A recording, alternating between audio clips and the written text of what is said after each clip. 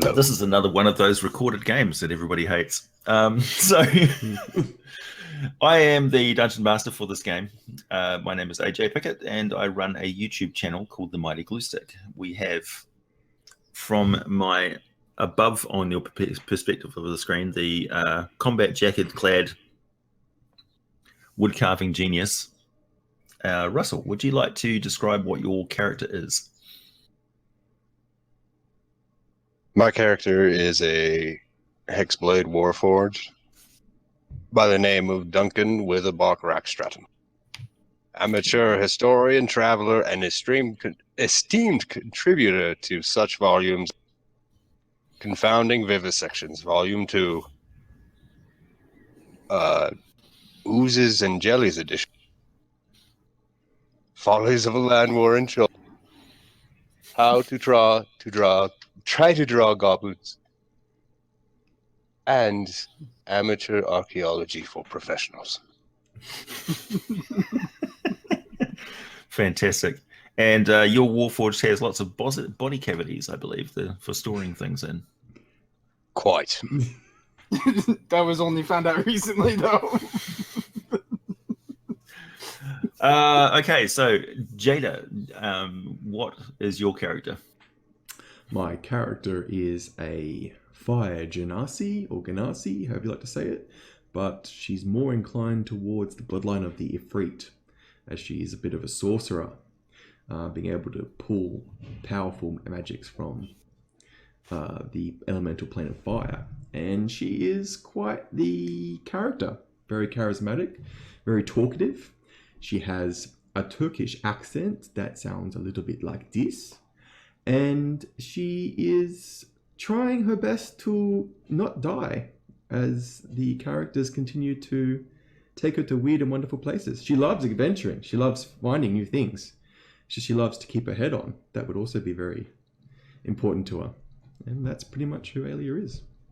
Yes, best of luck with that. And Bryce. I am Igvor, the Ratatosk rogue. And I am a former patron of, or patronee, whatever you call it. I used to love Odin.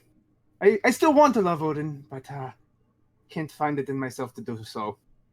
Also, I have a sewing needle that I like to stab people with. That's true. Excellent. So we've joined the game. This is not actually the first session of this campaign. This is about the fourth. This is the fourth campaign session. So some things have gone on in the background of this campaign, so that we've sort of gotten our technical issues out of the way, and we are more comfortable in what our characters are doing, and it gives you the better impression that these characters actually know each other.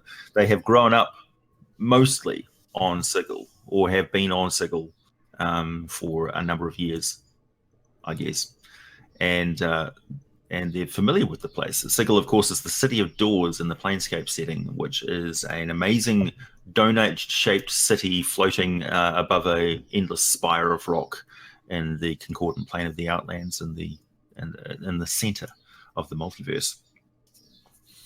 And we join our characters as they are plummeting through an unknown sky, having recently, a week ago, portaled into this place unexpectedly when they unexpertly activated a teleportation circle, which they just winged it, really. And this is the result. And now they've been plummeting through the sky for an entire week.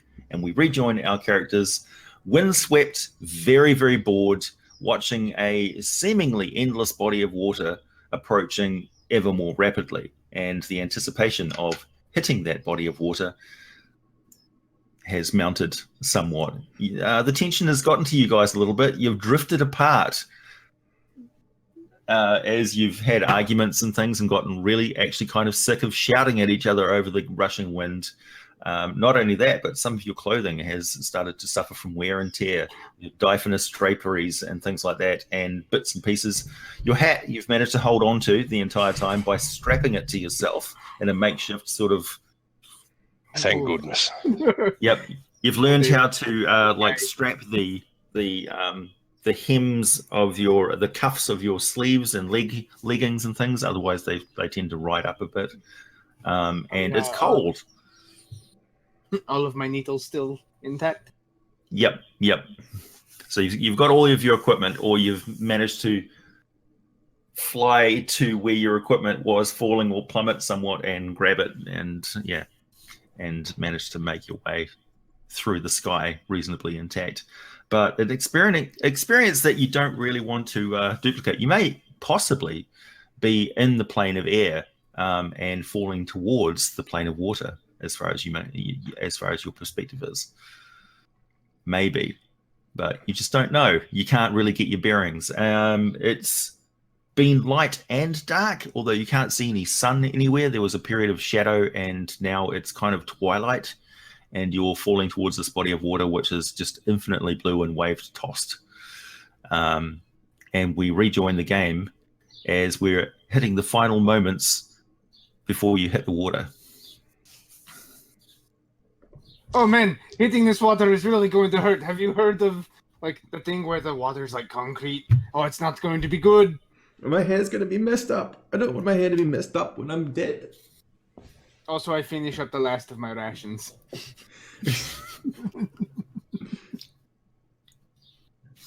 What are the results of my calculations of my current buoyancy? Not good. I want to tie a rope around all of us to make sure that we don't, if one of us gets alive, so we can swim away or something. I don't know. So that we still have the bodies in order. And this is our nat 20 rope as well. If well, hopefully that nat 20 rope will give me some strength to pull y'all, because if y'all die, y'all are dragging me down with you. So as the water starts to visibly get closer and closer together to your persons now, you encounter the first living thing that you've seen this entire time, and that is in the form of what appears to be some angel wings, which come flying, and they get closer and closer, and you're looking to see the angel attached to these wings, but it's just a set of wings that seem to be attached to a fluffy sort of central mass, and it whips in really quickly and investigates you from a good 20 or 30 feet away, making a cooing sound. And then it gets a little bit closer and closer until it's flying right alongside you, so that the wings are actually sort of planing and aeroplaning and gliding right next to you.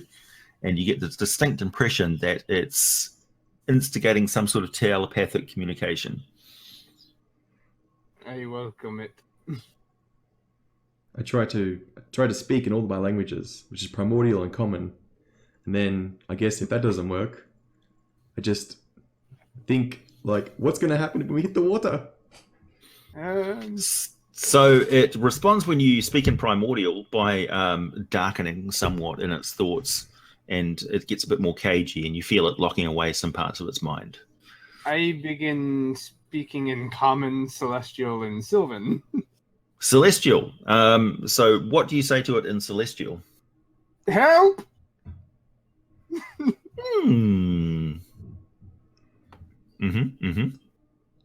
I try to project hovers... friendliness as I'm jettisoning all of my mundane items. You are surrounded by a cloud of junk. Oh no, I was a fan of that book. It goes behind the Ratatosk, and the Ratatosk now has a sense of something latching onto the fur of your back, and you now have angel wings.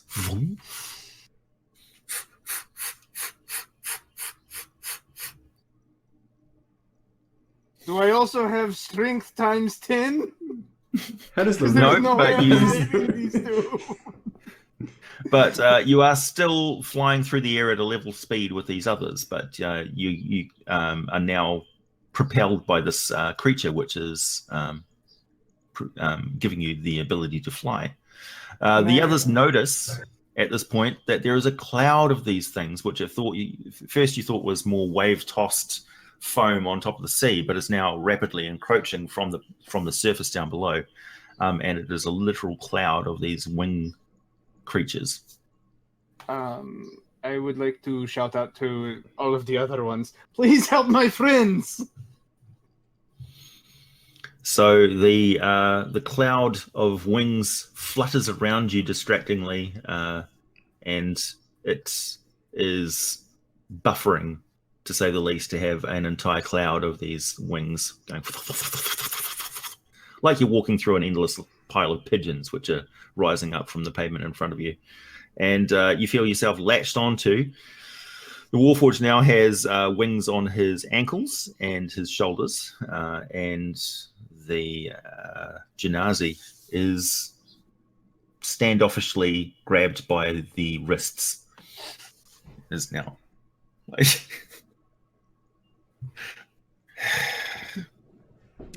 tried to collect all of my mundane items. So some of the mundane items have been latched onto by the wingtips as well.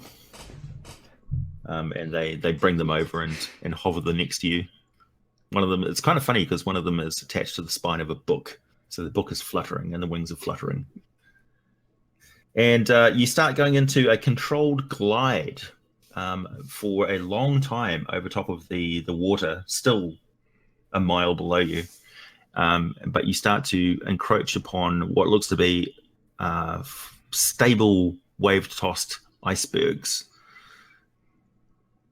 And there's a number of them which are sort of crunching against a rising dome that looks like a glass sphere, which has got the water going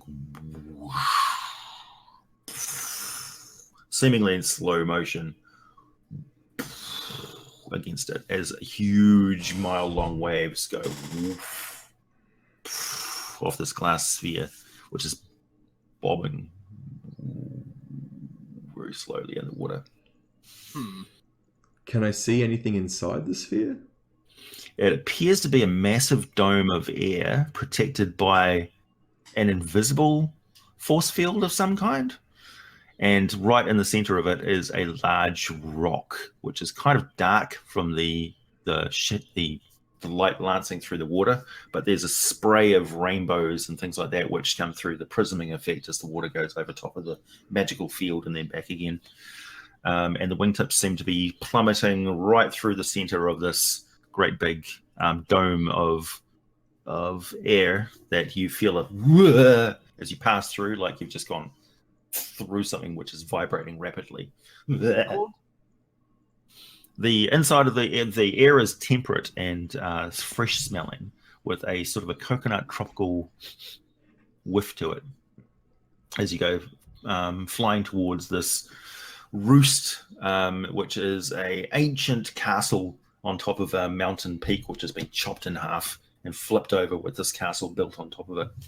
And it's got vines and lush growths spraying out from all of the walls and edifices. Anywhere that a plant can grow, it's got plants blooming out of this thing, taking advantage of any space that they can. And they land and deposit you, and then detach and hover a safe distance away. You think they're looking at you. Do we know what these things are? Exactly Do any of you what I know was what going these to things ask. are? These wing things? Did they take us to a nice place or a bad place? Would that be religion or nature? You could try nature, I suppose. It'd probably be more like an arcana check, actually. Oh, good. I am good at nature. 27. 21 Arcana. 2. Nice. Well, they appear to be natives of the plane of air that are definitely celestial in nature. So these are in some way related to archons or angels. But this would be the celestial version of pigeons, possibly. That is good. You know, immortal planes traveling pigeons Pigeons, yeah. that do good deeds. Yeah. You know, pigeons. Mm-hmm. Okay.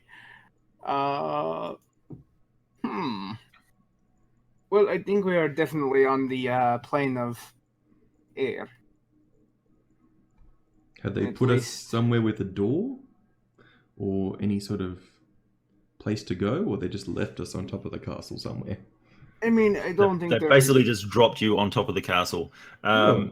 You're in a reasonably clear cobblestoned area that has got projections everything's covered in moss and vines and stuff. It's like almost like a Mayan jungle covered temple from your perspective. All right, I look around and I skitter right up on top of the right shoulder of Duncan. Mm-hmm. Duncan, you're surrounded by junk, all of your possessions. I start helping him clean it up, and then I get. I'm possessed by the desire to investigate the fauna or flora. Sure. So you sort of stomp forward, walking over top of books and things, crunch, crunch, and little like magnifying glass attachment goes in front of your eye, and you look closely at the moss, and you zoom in, and there's little creatures which are like fossicking around in moss projections, and they look up.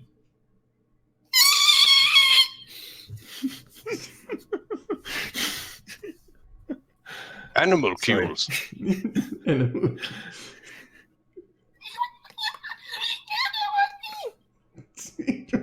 Oh man, the one time that we need his microphone to go out. Sorry, I fixed that. Damn it. So they attempt to communicate at a high-pitched frequency, and it's essentially, oh God, please don't kill us, great sky metal thing. Hold on. High frequency. These are my people. Yeah, the Ratatouille's like... I scurry over and I'm just like... So you managed to communicate in Celestial? Okay. Supernal, I suppose, to these creatures who like... Very large. Rat person. God. We were not expecting you. I am not a rat. I am a celestial being of good. They prostrate themselves on their leafy domain. Please, do not express our anger. It hurts us. I'm going to take some time to explain to them who Odin is. There is a god larger than you. We had no idea. How do we sacrifice or make appease? as they're like sacrifice, I'm just like no, please no sacrifice. They appear to be giving up little baubles of green food currency, which is all that they have. I'm good. So these things appear to be little, like pale, translucent, many-armed, like little nematodes. They're like little tiny, weeny little centipede things with like cute little baubbly eyes, which take up half of their head. But they're tiny. You could fit like 6 or 7 of them on your fingertip. Let's just teach them industry and watch them destroy themselves. Well, I figured if we introduced religion to them, it might do the same. What are you two? Oh, looking at? you've already introduced religion to them. You are the subject of their religion now. I'm not sure how comfortable I am with this. Why are you talking to plants? What is going on here? Mm-hmm. I think you should definitely stay away. I can't imagine what would happen if they saw somebody with fire for head. All right. Well, you talk to your little plants. I'm gonna see if someone's living in this castle. Have fun. Don't step on anything. Okay. Can I walk? Can I move my way around without stepping on any plants, or is it like a jungle?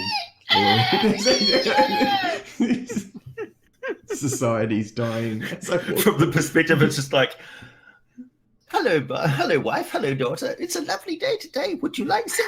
Oh, yes, thank you.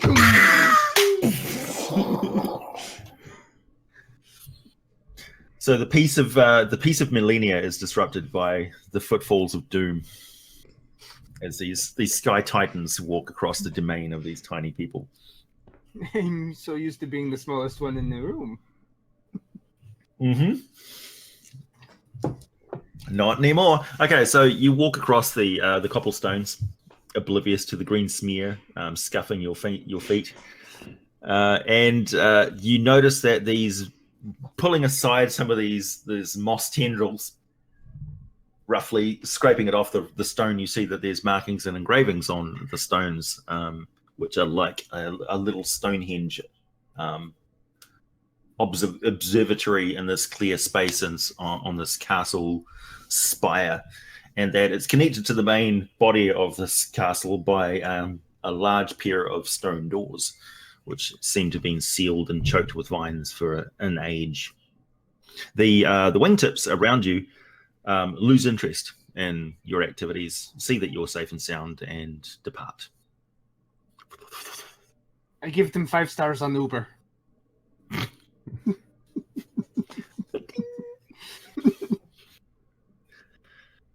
Pleasant. Would fly again. Is there anything Kept written? all our books safe.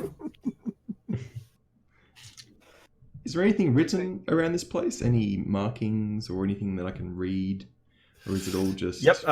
You can attempt to read the Supernal Runes in front of you. Supernal Runes. The glyphs. Glyphs. I have eyes of the lore keeper. I'll call over Duncan, the translation bot 9000. Duncan walks weirdly over towards you. Stepping in his On footprints. tippy toes, yeah. Very carefully retracing your steps. I make sure to move on top of Duncan. Sees the green smear on your shoes. What is it? Stop looking at my shoes. Look at these runes. Stop looking.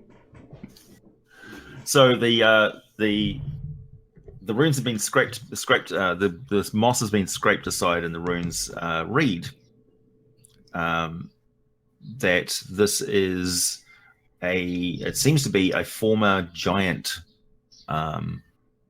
outpost, as far as you can tell. And it says Province of Aqua.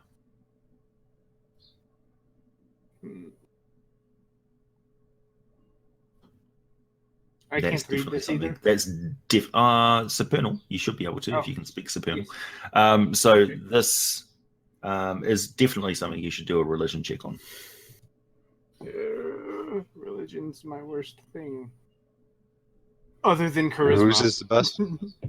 Or just a straight up intelligence history check. As you are natives of Sigil, you might know in passing what Aqua Ooh, is. okay. Roll a 2. I cast guidance on myself. Cool. If they Having mention discovered that my book of rituals has transformed into a black, scary book that has the spell guidance in it. great, I that's fantastic. rolled a natural 2, becomes a 5. I'm pretty sure I know everything about this. Seems that one of the wingtip creatures had other books with it as well, and it just deposited it with your rest of your junk. Makes sense. 13. So, oh well. It's useless. There's I got a flat 17. You get advantage on this when the others mention the word Aqua. It rings a bell in your Genasi. Well, I don't know if I'm going to get better than 17, but no, 14. So 17 or 14. Okay, so Aqua is, you get the impression that it's genie royalty, air genie royalty, that had something to do with a big, like, multiversal war a very long time ago. Very, very long time ago. Like genies versus primordials, sort of long The time wind, ago? the Wind Dukes of Aqua. You remember that? Oh, the Wind Dukes. Okay. So Ah, that's yes, like the Mace Windows. the mace. Yes. Okay, so I'm gonna say like that. It reminds me of those windy jukes. A long time ago, they were really important back a long time ago. They had an empire, civilization. Well, they had like their own weird primordial sort of thing going on. They're not so popular these days. I don't know where they went. Sometimes they leave behind interesting things. But I'd like to make a history check to see if I could. Sure. Nope. Okay. 6. I guess more investigation is in order. You said there's a door? Yep, there's a stone door, I begin pushing about up against it, 12. unable to move it, 12 feet tall. waiting for... No, it's with a creak and a crack of vines, it swings open effortlessly. Wow. Flex. I am the strongest of my kind. I am So the strongest of my kind with a massive 7. So Minus 2. you've got a pristine sealed chamber beyond, which is stacked up with all sorts of finery. Like there's sumptuous robes and tapestries depicting what appears to be a war between angels and demons. And they're in the center of the main tapestry, hanging right down in the middle of this hall, almost from the roof, which is 20 feet up, down to almost touching the ground. There's a huge tapestry depicting what appears to be the Windoots of Aqua, which is sort of grey and blue skinned genies, who are flanked by ranks of angels who seem to be worse for wear from great battle. Like some of them are just like clutching wounds and stuff, but looking heroic as fuck, with shafts of light coming down from everywhere.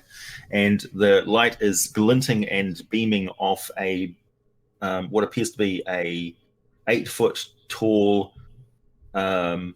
glimmering black staff.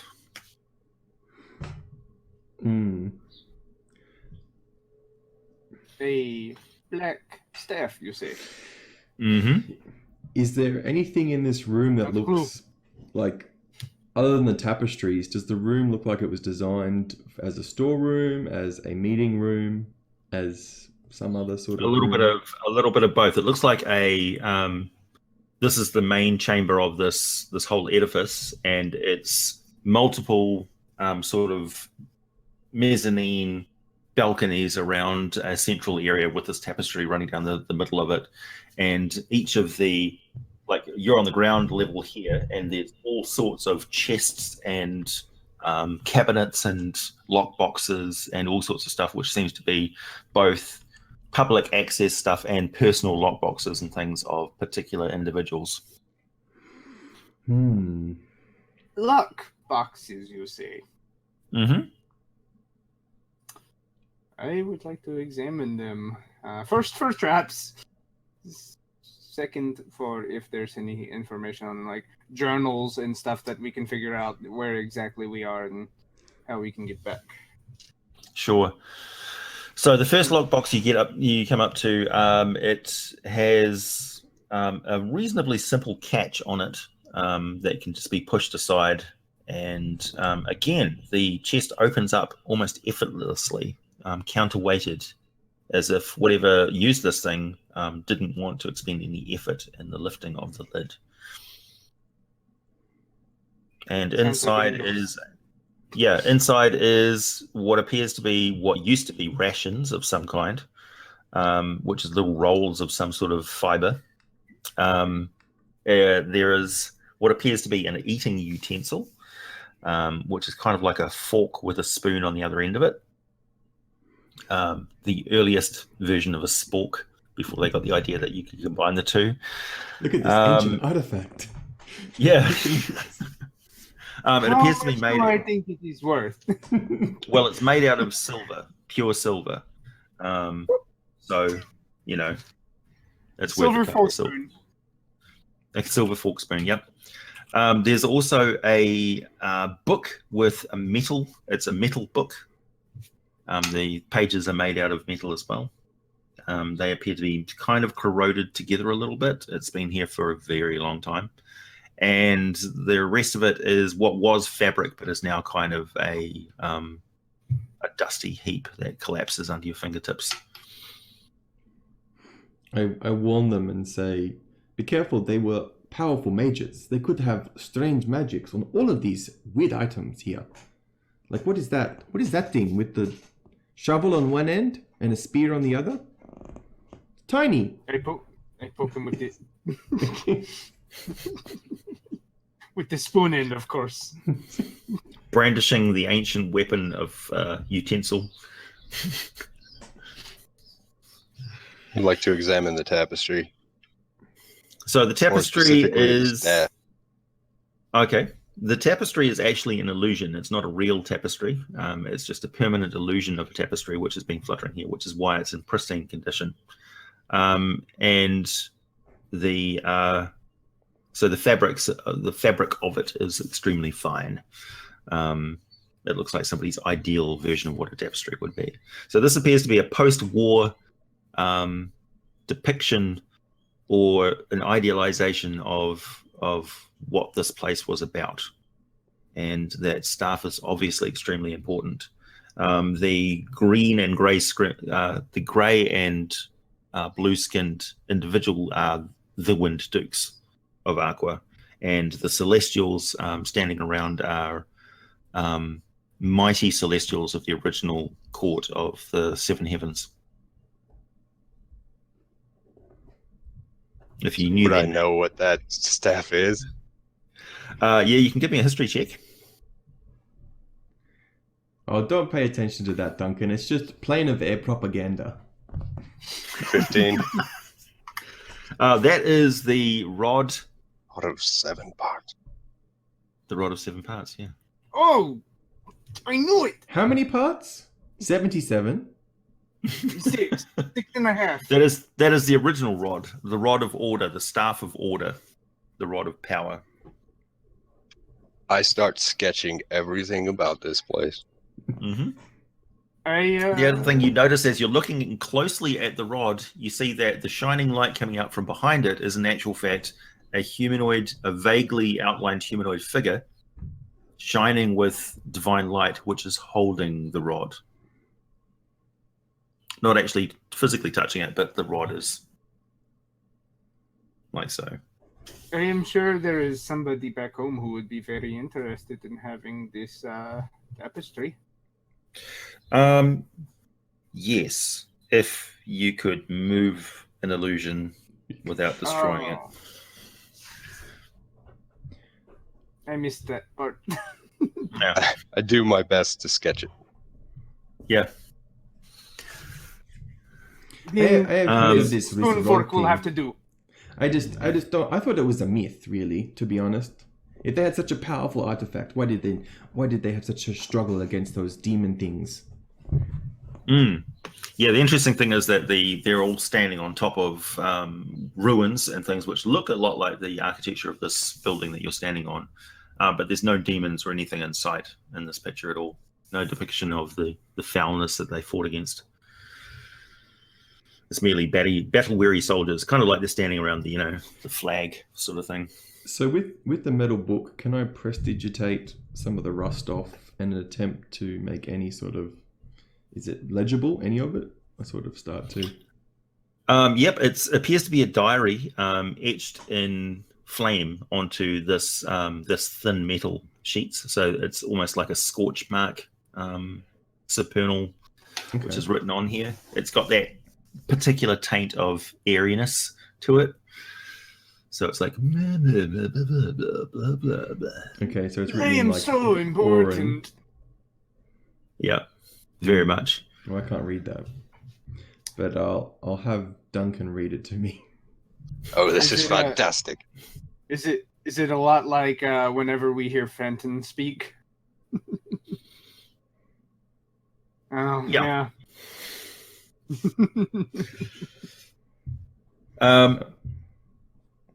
Actually, Fenton's reasonably blunt when he talks compared to this. No. Mighty heroes of the realms of air and the planes of the inner world joined together to fight against the hordes that invaded this multiverse from beyond. We know not whence where they came or where they returned to once we vanquished them. Many of our number have fallen, too many to count, their names recorded in the annals of history. This a mere notebook, one of their humble servants that fought amongst the mightiest heroes the universe will ever know against these horrific creatures. We were joined in the architects of order themselves in a fight to save the laws of the universe from the depredations of what we have come to call chaos.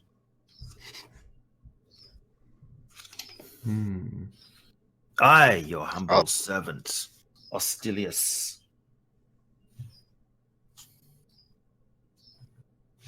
record my thoughts on this day and a generous allocation of the provisions and recordings and the allocations and proportions of the supplies of which I gave to our companions in this fight, being provisions of water and rolls of foodstuffs. Looks like he never got to get it to the front line. Oh well, too bad. Now, is there anything in here that looks like it's... If this is here, does that mean there's like unopened postal boxes and things like that around? And that's sort of like the feeling I'm getting. This was like some sort of outpost or some sort of hub that with... Okay. Do we want to check them for traps or any kind of magical... There could be some weapons here or something like that. But just let's try and find... Firstly, I want to get back to Siggy as soon as possible. So that we got to find that out. So let's try and find a map, maybe a name of this place that might help. Okay, so in his in Ostilius's notebook, flipping through the pages, there are a number of names of Celestials and Windukes themselves. Okay.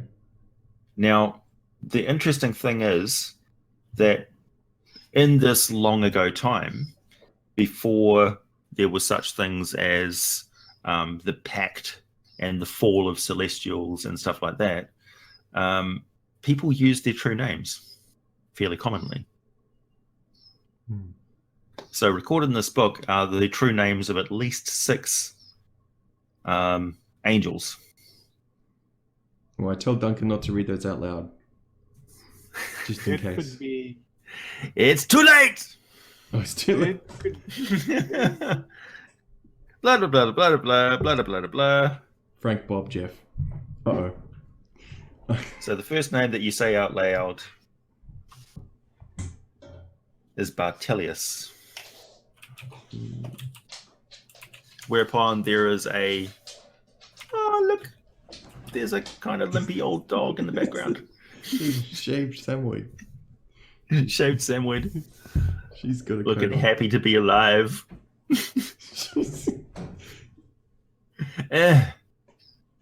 I'm so glad we have the mirror there so we can actually see what's going on. Yeah. She was so floofy the other day. The floof is gone. Now a small sweater. Okay, so there is a of air, and all of a sudden there's a potent smell of sulfur. And sitting on a pocket of sort of slimy rock, which this blood-like ooze flows off of, is a figure that is smoking what appears to be some sort of bone filled with some noxious substance, and looks up at you, looks around the chamber.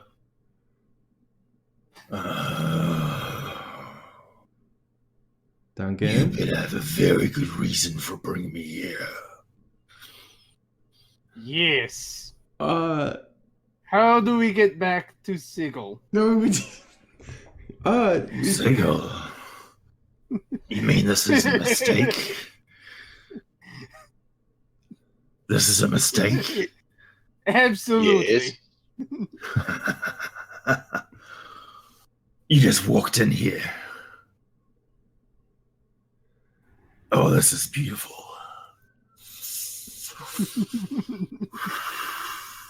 Quick, do we get a background on who this guy was from the book, or do we just happen to stumble onto his name? This by is accident? the former Angel Bartelius. Oh, okay. So he's I like, need to Now- make an amendment. Now a devil. Hmm. Much as it pains me being in this relic of the past, you appear to have stumbled upon my name, Yes. and you had no idea what you were doing, did you? We knew exactly what we were doing. I'll tell you what. I happen to have been stuck in the most onerous fucking task you could possibly imagine for hundreds of years. Just getting out of there, I am extremely inclined to be merciful to you.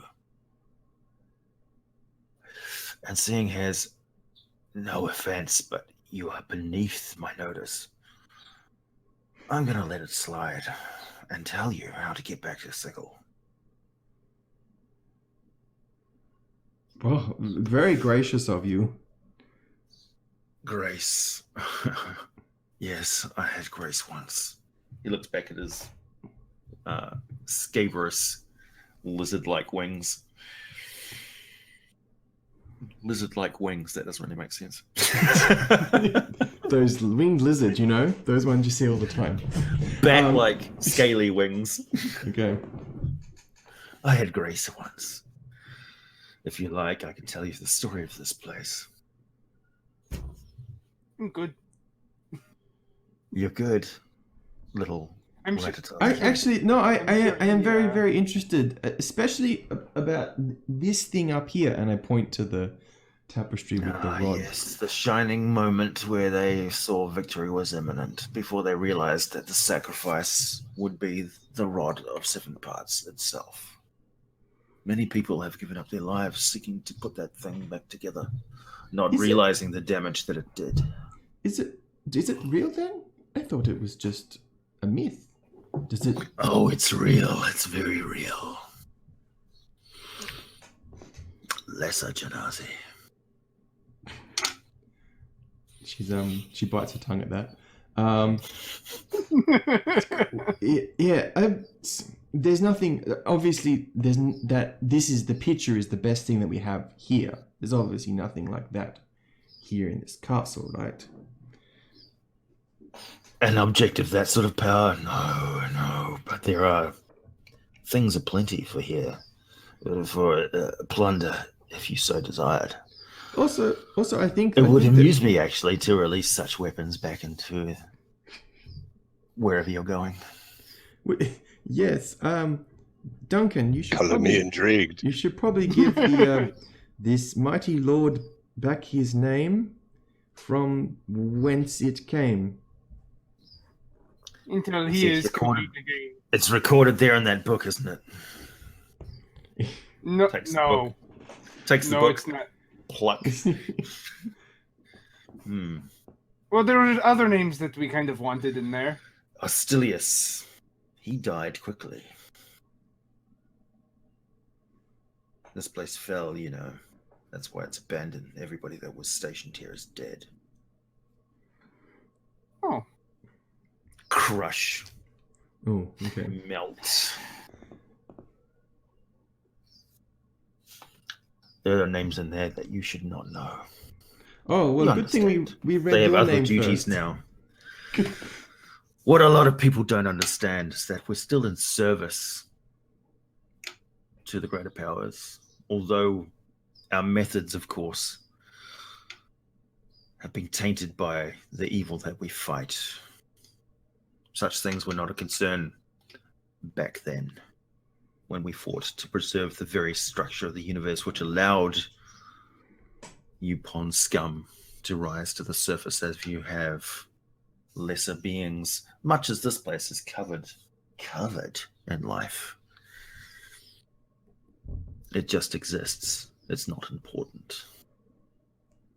Not to the grand scheme of things. So, things that may be of interest to you, plunderers. Over there in that locker are the items which would be of most value to you. Scamper, The rest scamper, of it scamper. is mere junk. Go ahead. Plunder it. to your Magic heart's needle, content. magic needle, magic needle. I'm gonna check it for traps. Oh, it's trapped. Yeah. I'm gonna attempt to disarm trap. Okay. The nature of this trap appears to be if you apply pressure to the doors without first putting some pins into the side of this cabinet, which requires you putting your feet on either side and then pushing the doors inwards. What will happen is your hand will stick to the cabinet and it will drop with extreme force into the floor, taking you with it,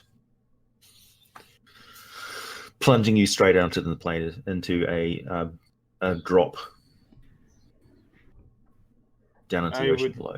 I would like to take the pins off of my shoulders and put them in during this number. But it'd probably be more like this number because I'm very small. Yeah, I you do can manually go around either side and like shove the restraining bolts in. Oh, that's good. Clack. It's a Alright. fairly simple mechanical trap. Is it good? Oh, good. All right. While he's So while he's- inside, there getting- are a number of two-handed swords, which appear to be magical. And there is a circlet, which is just sort of on a hook. And there is a collection of boots. Are any of them my size? The boots, not in their current state, no. What is our devil friend doing right now? He is wandering around looking at tapestries and stuff and shaking his head and scratching his ass. I take a set of boots over to him. What is Filling the this? chamber with his noxious smoke. What is this? Are you asking the devil? Yes. He ignores you. 18 in Arcana. So the boots, it appears that the boots will resize to fit you, Ooh. as will the circlet, as will the swords. And the swords are +2 Demon Bane swords.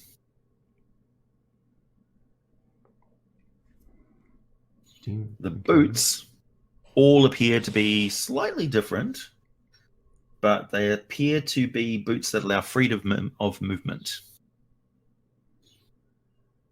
I would like to pick the set out that looks best with my hat and put them on. So they are boots that appear to be made of feathers. And you put them on, and they go.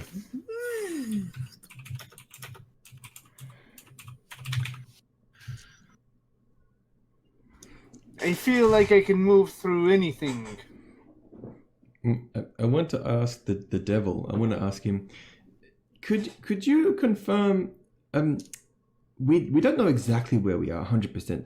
Are we in the plane of water or are we in the plane of air? Because we were in the plane of air quite a bit, and then something happened. Before that, we were at the River Styx, but it wasn't the River Styx proper. It was another River Styx. Anyway, is this place? If we leave this Now place, it's the river can we come sticks back its here? face in Because we know it, or is it sequestered in some way? Because we didn't come here by our own power. You just dropped randomly into the plane of droplets. Well, the City of Doors Precisely. does its thing. And You're we in a have been- region called the Mist, which consists of huge droplets of the plane of water. Technically, they're the river Oceanus. Each one of them is inhabited by a kingdom of aquatic creatures that have evolved here. This circle of air is a natural formation, and the castle is a speck which floats inside it. The laws which govern size were determined here, as we designed things like clouds and convection currents, and determined the properties of gaseous water before the construction of the multiverse began. This was a place that primordials thought of matter.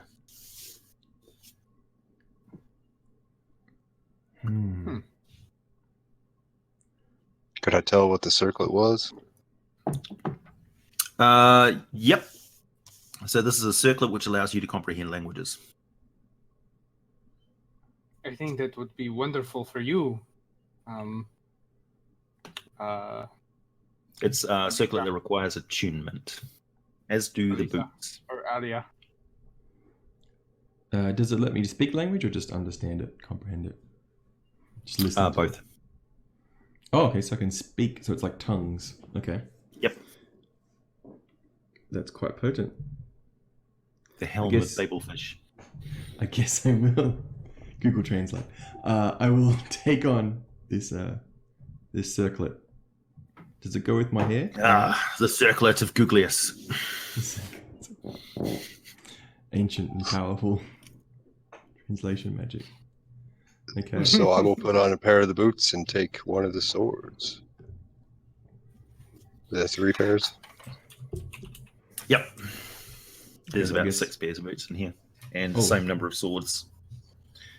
So you take one of the swords. It's got a bluish steel, which looks like metallized ice, and it adjusts slightly in your hand to perfectly balance. And it's sort of got a as you move it around. Shing, shing, shing. It's ridiculously shingy, actually.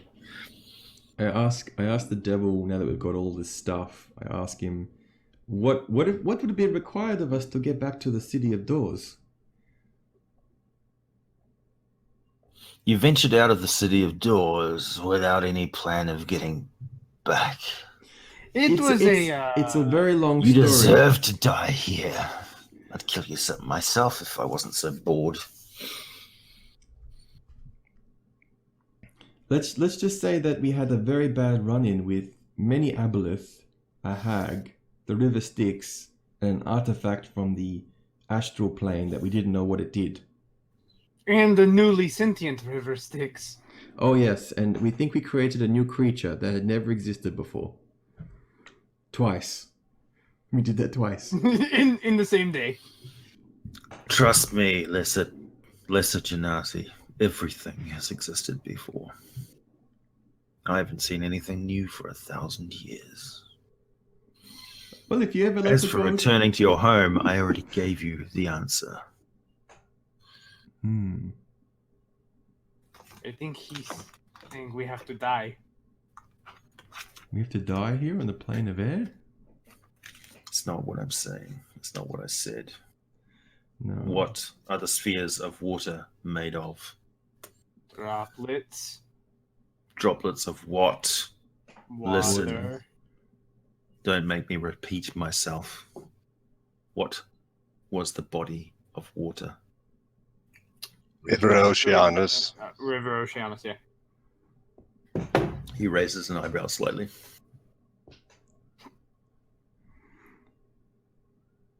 I think I might have missed out on the day of school. Oh, come on. The river Oceanus flows through the plains, much like the river Styx does. Oh, There is do I a flow. remember?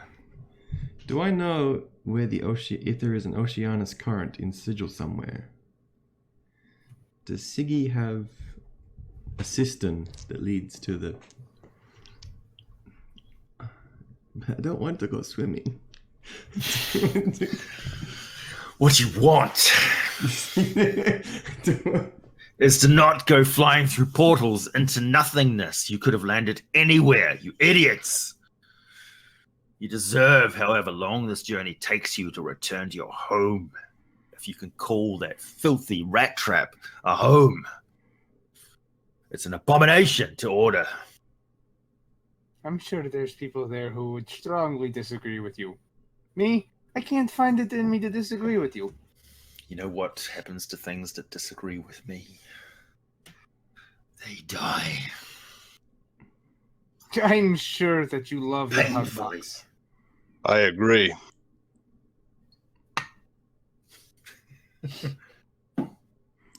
Alia's not interested in being around this devil anymore because she feels like he's learning too much about them and will probably find some sort of fault that will execute them. Something. Okay, so he's like, okay, well, thank you so much. You're omniscient, powerful one. We thank you for your. Okay, bye. And then, I guess we go out to one of the balustrades. Just as you're exiting, on behalf of everyone, he says, one last thing before you go. If you ever mention my name again, I will kill all of the people you are related to. Every single person who's ever spoken your name will eventually die. Do you understand me? Yes, we understand that we will have to invest in a mind blank spell when we get back home. Yes, okay. I apologize. I don't speak Abyssal. I flick a piece of fire at the Yggdrasil, at the Ratatosk. At the Yggdrasil. At the Yggdrasil. Yeah, that's even possible. All right, okay. So remember, don't ever say his name again. In fact, don't even think his name. What name? Of course, that's the name. All right, now let's go out to the balustrade. So, striding out onto the green moss.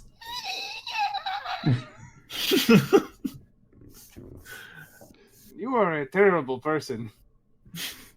What? I didn't understand. Look down. Yeah, it's just grass. What is some grass grows every day? What are you talking about? Anyway, look over the balustrade. What do I see? Look closer.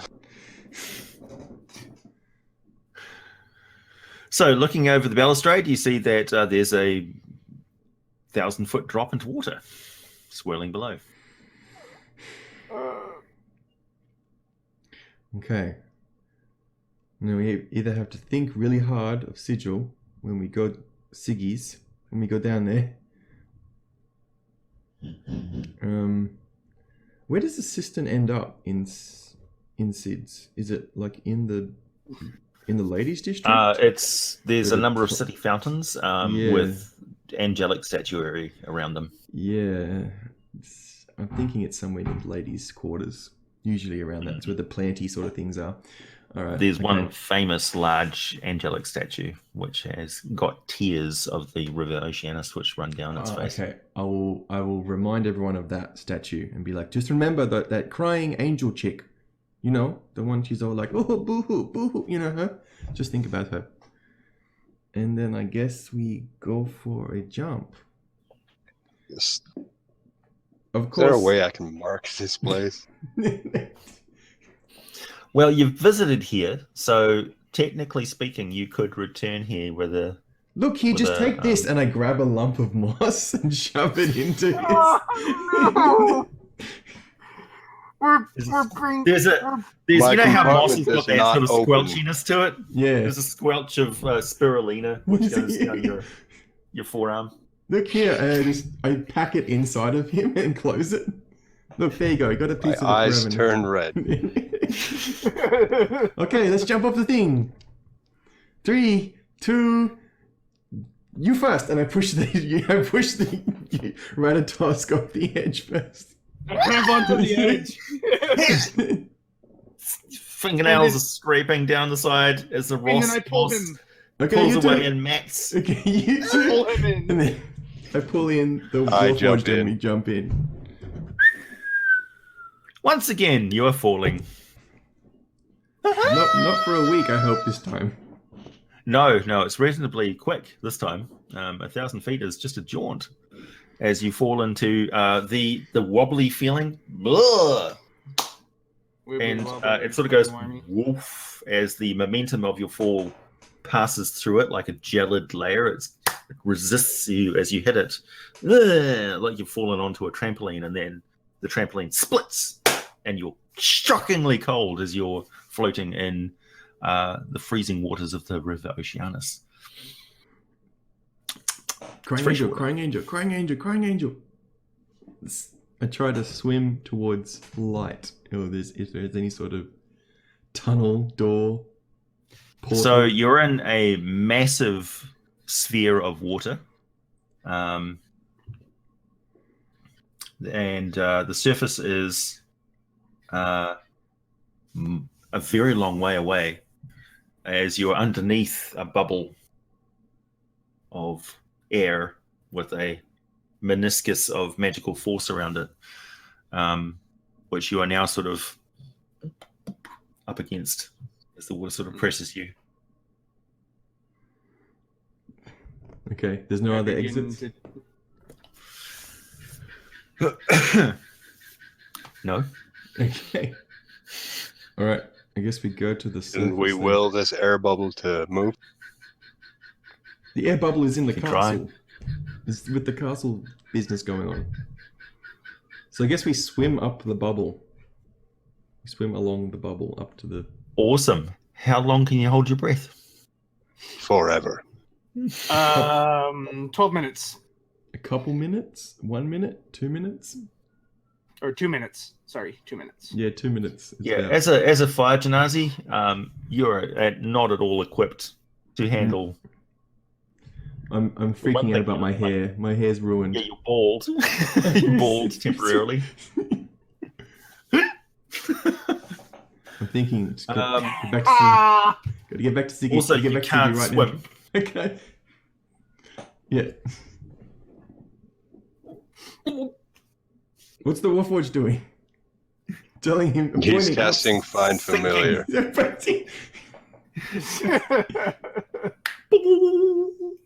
Yeah, he's casting Find Familiar.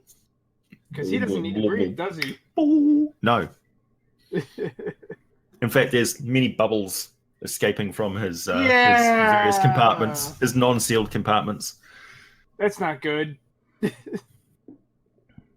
You just killed a million tiny things. They were already dead. They were already dead, yeah. Or they wanted to Oh, die. it's going to take an hour. What? Oh, yeah, it will take an hour, won't it? Can I attempt to jettison my way through the water if I cast Thunderwave? Thunderwave in this sort of environment would be... Detrimental to our ears. Yeah, unless you Wet specifically wave. said to your allies, that specified that it not work on your allies. What about Burning Hands? Burning Hands would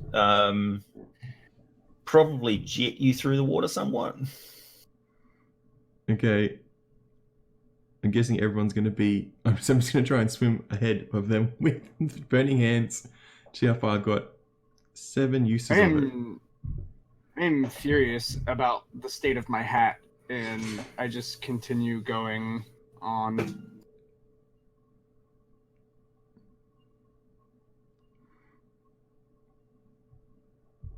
I don't know what the Warforged is doing, but I'm going to try and use up my spell slots to jettison me to the surface as fast as possible. Right. So the Warforged was not sinking. So there's no gravity pulling the Warforged down anywhere. He's just floating and bubbling, fizzing. Are we leaving him behind? Yes. You would be, unless you're grabbing hold of him. He guess wants I- to cast his spell. Are you going to do something, Warforged, or not? He's casting Find Familiar. That takes an Okay. hour. Okay. All right, I guess we just go ahead. It's like, okay, Duncan's doing his own thing as usual. Bye, Duncan. Actually, Mr. DM, it takes an hour and a minute because he's casting it as a ritual. Okay. Sure. 1 hour, 1 minute. Same team. So, you jet through the water a little bit until your spell fizzles out. I continue. I have 7 more castings. From of the your spell. perspective, the only effect is that you're now quite a way away from Duncan. Okay. Does it look like the surface is brighter? Like I'm definitely going up, right? At least From where you are, you can't even see the surface. You can only see the meniscus of the that is your surface, is the ball of this this castle. All right, I'm going to try and burning hands myself back into the meniscus. As fast as possible. Yeah. So you hit it. Again, you have that trampoline feeling, and you pop out on the other side. You get a breath. You land on the other side. You get that wobbly feeling. You're back in the water again. Oh, okay. Then is a Ratatosk here somewhere? He was clinging to you, soggily. I'm going to try and shove him through the meniscus to see if he can get a breath. That works. Okay.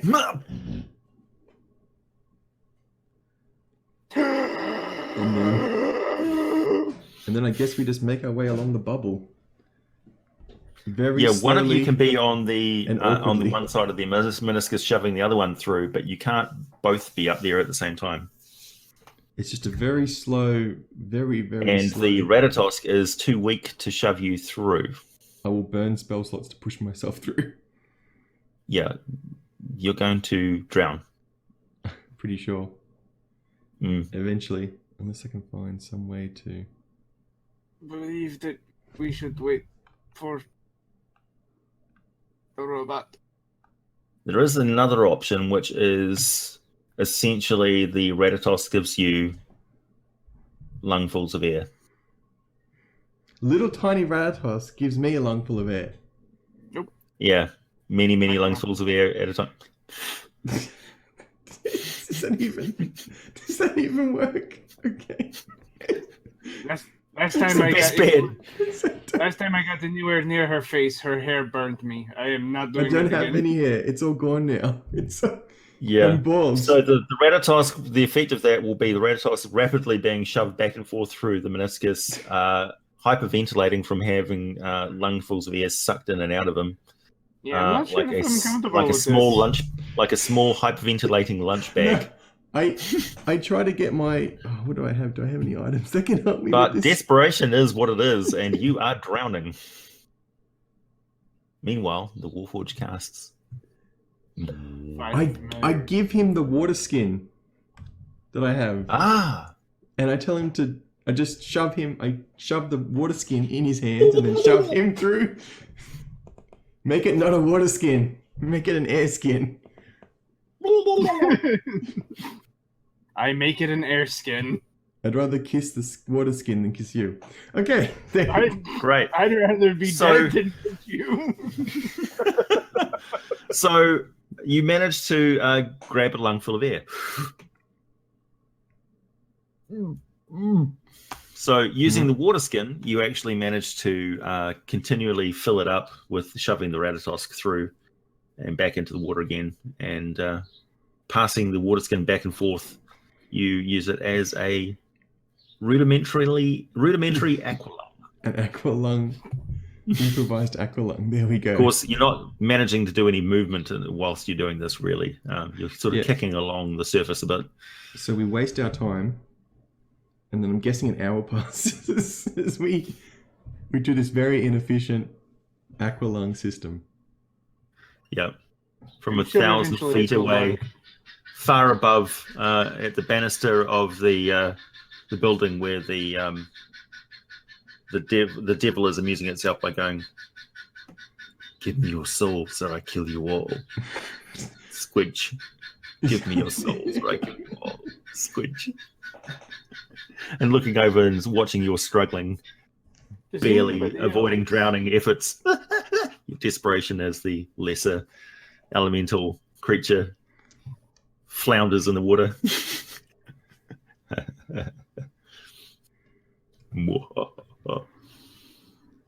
Meanwhile, 1 hour and 1 minute later, the I have an Find octopus. Familiar spell works. No, it's not an octopus. No?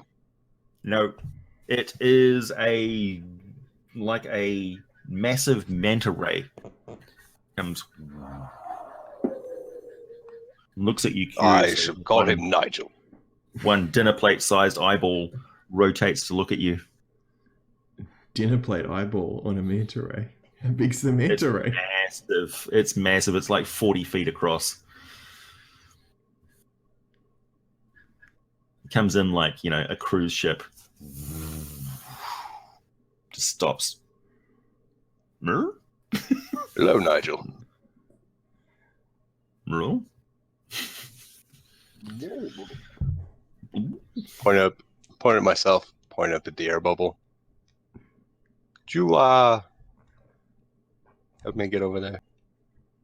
Hold on, I speak big ass manta ray thing. We want to get out. You're speaking whale there. Oh, fuck. Manta rays don't make noise. But anyway, No, manta ray's like, use semaphore.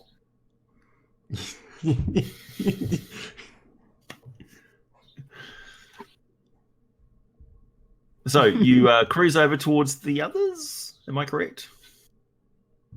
Yes. Okay. So this large dark shadow appears and shoves you up through the meniscus. Much like that scene in the Abyss where the ship has come up out of the surface, the manta ray is kind of uncomfortably projecting through into the air. And there's a warforged sitting on it. can we speak now? So how have you been doing? Very distressed. Duncan, that took Janaz. way too long. Way too long there. Do you still have your fine rope? What is this thing? I think It's so. Nigel. Greetings, Nigel. Can I do like a nature check to figure out what the fuck it is? Yep.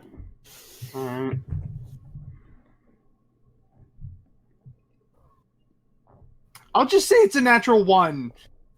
But It's obviously a 20. dragon. So this is related to the evil manta rays on some of the worlds. This is the original stock of them. Most of the rest of them, like 90% of the rest of them, are servants of Demogorgon. I don't mention that to anybody else. It's one of the few good Ixazichitls.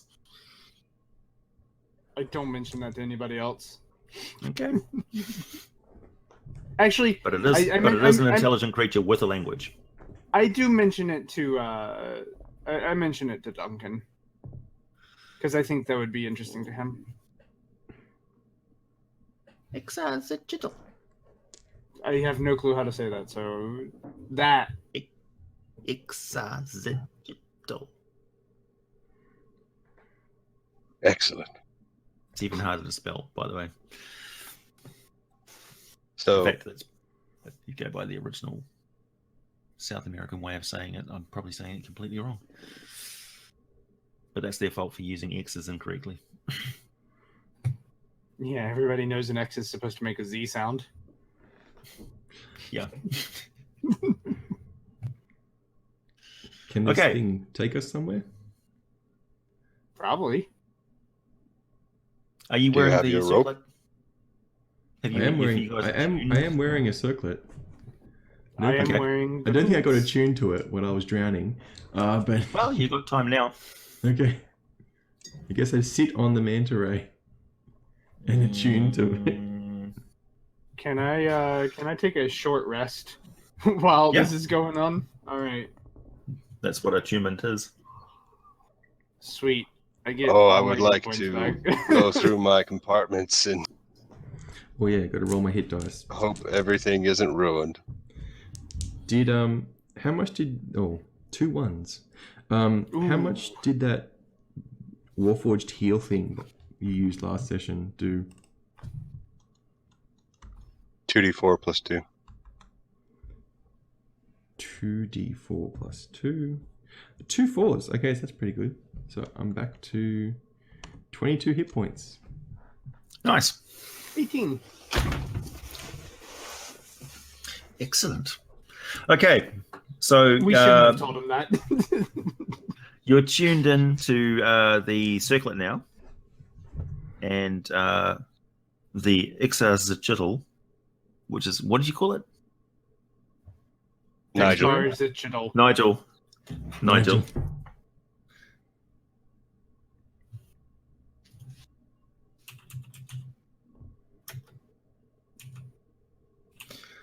The Ixazitl called Nigel goes, hello. Oh, Hello, can you hear me? Hello? I sure can hear you. I can hear you now. So you're, from your perspective, the tiefling suddenly goes, oh, sorry, not tiefling. The Genasi goes,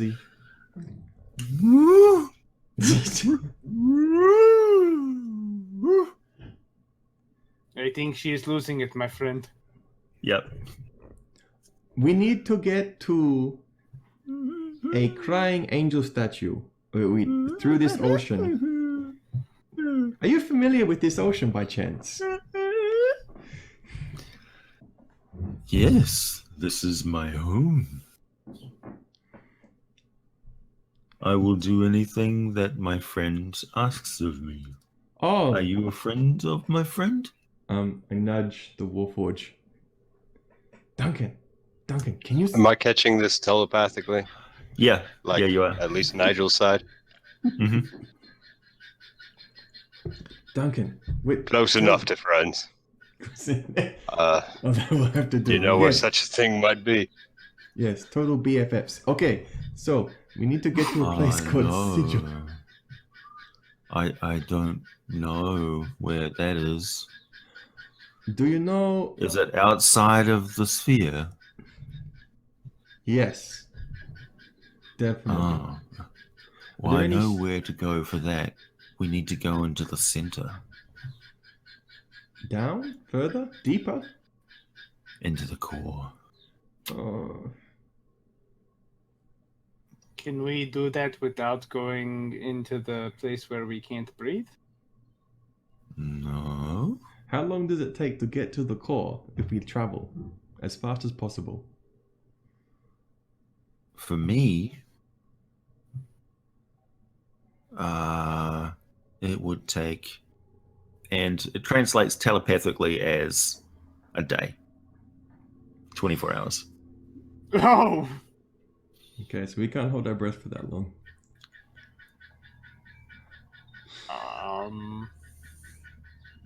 Can we attach this meniscus to the back of a Nigel? Can we attach the meniscus? Oh, you need air. It is correct. Oh, wait, I can't understand you. What? I didn't say that. Retcon! You need air. Huh. I've heard of things like you.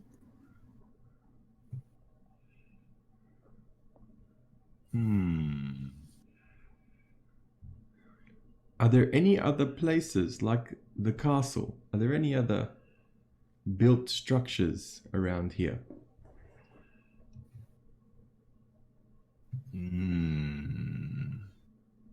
I think I could ask one of the little masters they could give you air. I think we Using might have some magic. in his bag. Little masters. Okay. Is that Do I one of know the what things little that masters are in are? his back? Are they little moss Nope. people? Okay. What's moss? Okay. Never mind. Never mind. we What's take the moss? we take the next hour and a half to explain to Wait, him. wait, what is moss? Why is moss? Why does moss Magnets. exist? How the fuck do they work? What's the point of moss? That's so Let's- sad. It never moves? Things live that don't move? That's horrible. I think he's having. An existential crisis over I moss. feel so sorry for you air creatures. Particularly the slaves that make the breathable stuff for you. That never move. Oh, they get. How long would it take to get to one of these little masters? Oh. Wait. Little masters! Not Fantastic. Does it just sound like? Oh, it feels like- So you get like the sound of it vibrates through your bones, like a massage chair. So- Awesome. like it's sonars. It's shout down into the. I'll go 2,000 miles. I say to them in Celestial. You know, some people pay to have this done. True. You feel a I don't follow. a striking need to relieve yourself. I still don't follow. No. That whole week of falling through the air was awkward enough. It was- Particularly as it's like we need to float left a bit, We need to like quite a bit. I don't even want to think about it. Some of the Okay. moss people are very confused. Right, so not soon, not very long after, some shadows approach from down below, and they resolve themselves into some ornately, garishly decorated merfolk, who are wearing headdresses of various dried and dyed fins of various creatures, fish and things, and they're wearing shell armor plates like breastplates and things, and they are carrying some wicked-looking tridents, which are sort of strapped over their back as they go. They look up. On top of they sort of poke their heads around and see you guys projected through the meniscus. Uh-oh. I guess I'm the only one who can speak to them. You hear the so you hear them talking muffled through the water, so it's hard to make out what they're actually saying, but you get the impression that they're simply querying what these creatures are. He's my friend. Yeah, they need your help. Can you make air for them? No, they're passing through. They have no interest. No, they don't know who you are. No, they're not. No, they're not involved. I swear. I don't know. I guess they did summon me. No, it's not against my will. They haven't done anything bad. I don't think they're bad people. I look at the red Okay. tusk. Okay. Damn, very good people. I'll ask him. A metal friend. Yes. Will you let me go? Sure. See? Good people. They will help you. So one of the merfolk puts his head out of the water.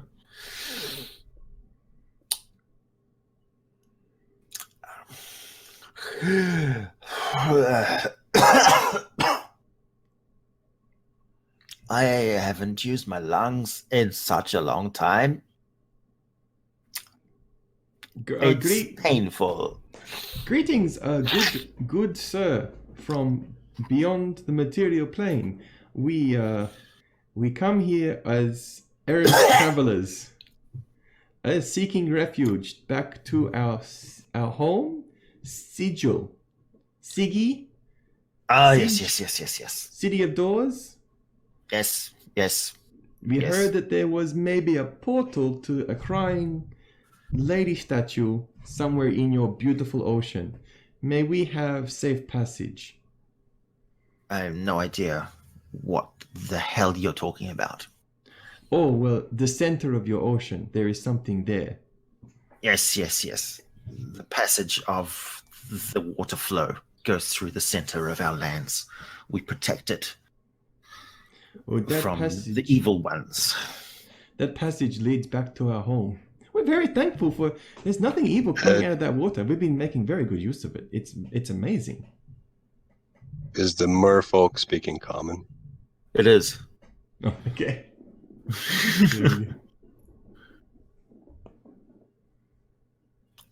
We will take you there. We need to cast magic on you so that you may breathe. That sounds reasonable. I pull out 50 gold pieces and hand them to him. For your trouble. Will are these useful here? They're very important. People like them a lot where we come from. He puts his hand under the water, eyes wide. Oh, he might like a pair of His boots. eyes are always wide, I guess. Look what they have. I assume we also grabbed those other boats of freedom of movement, did we? You can have, yes. I don't think merfolk. You're going to trade boots with a merfolk. That was a joke, but What then are it made these me for? remember. We need to gather that shit. Okay, yeah, you've got a string of boots around your neck. Unusual decorations you have. Yeah, Are you mocking us? I gesture to the Ratatosk and the Warforged to say, "Come on, give them gold. They're doing something for you. You have to pay them." I used all of my gold to buy this hat. Used all of your gold? I gave you 100 gold pieces. No, it's back home actually. Okay, I just give him the 50 remaining gold I have. I'm going to pull out some mundane objects that they've probably never seen and will be fascinated by. Yeah, I'm gonna pull out Pulley and a pen. channeling the Little Mermaid. I'm gonna pull out the silver fork and spoon.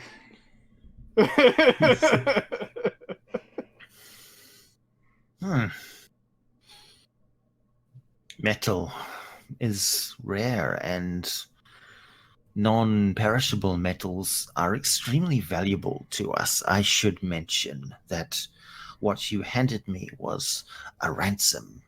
Here is what we use for currency. And it pulls out discs of particular types of shell. And there's a couple of slivers of gemstone. And you notice it has no metal on it whatsoever. Oh, it's like a cowrie shell currency sort of thing. Okay. Yeah. Fucking Well, communists. I tell them, oh, well, if we ever come back to the plane Socialists, of water, more like. if we ever come back to the plane of water, we'll be sure to. This is not the plane of water. Oh, right. The ocean of.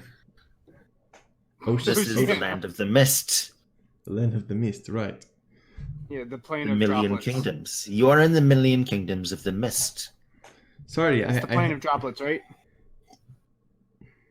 The plane of droplets. How could you not have heard of the greatest merfolk empire in the multiverse? Oh, I know. It's such a shame. I say, making sure that my 5 Genasi hair is not showing. It's It really, is. It definitely is. It really is. it's just awful the way that people just forget all about the plane of water and what they've done for them. It's definitely, you could get some emissaries to sigil, to get This your... is not 16 on the plane history. of water. This is not the plane of water. Sorry, it's just all... It is a plane of water, but it is not the plane of water. No. Elia would probably say something along the lines of, "Oh, it all looks the same." to her, it's all just water. It's all just the same, but she's like, "Yes, it's misty water plane. Yes, of course. Okay." Can boots of freedom of movement get your foot unstuck from your mouth? No. Unfortunately, no. Because that's something you willingly mire yourself in. I take out one of my needles and I hand it over for my friend, being yes. This is useless to us. It is perishable. It would quickly dissolve. No, it wouldn't. Yes, It's it would. wonderful. Metal. I made them myself. It's iron, It's temporary. It's like giving me something made of flour. unless it's like bronze or silver or gold. It will be gone. Bronze. We have not seen bronze for a very long time. An alloy like that is extremely valuable. More valuable than gold. I Since give we him. cannot smith it 4 ourselves. No, I'm not going to give him that. No. Nope. Do you have something on your person? I do, but no. I already Not given him going to. 100 gold pieces, so I'm cool so far. Yeah. You've given him a kingdom's worth of money. Yeah, and I gave him a silver fucking fork and spoon. Yeah, he's not so impressed with the silver. Pretty Fine, cool. I give him 10 gold pieces as well. You've been holding out on him. Yeah. They're gonna cast a spell on you. They're giving you a service. They're probably gonna also make sure we get to the center without any nasty big water things showing up. Oh, there will be big nasty water things. Oh, okay, that's nice. There's always a bigger fish. There's always... But but it's okay. they won't bother us, right? We just... Yes, they What's will. Oh, What's the worst that could happen? The water around it becomes sentient, killing off all of the creatures around it. Heyo. That Not definitely that would that's never ever happen. happened. Ever. Yes, That has not happened since the last convergence 1,000 cycles ago, where we Yes, passed of through course. the great layer, and then rebounded back again into the center.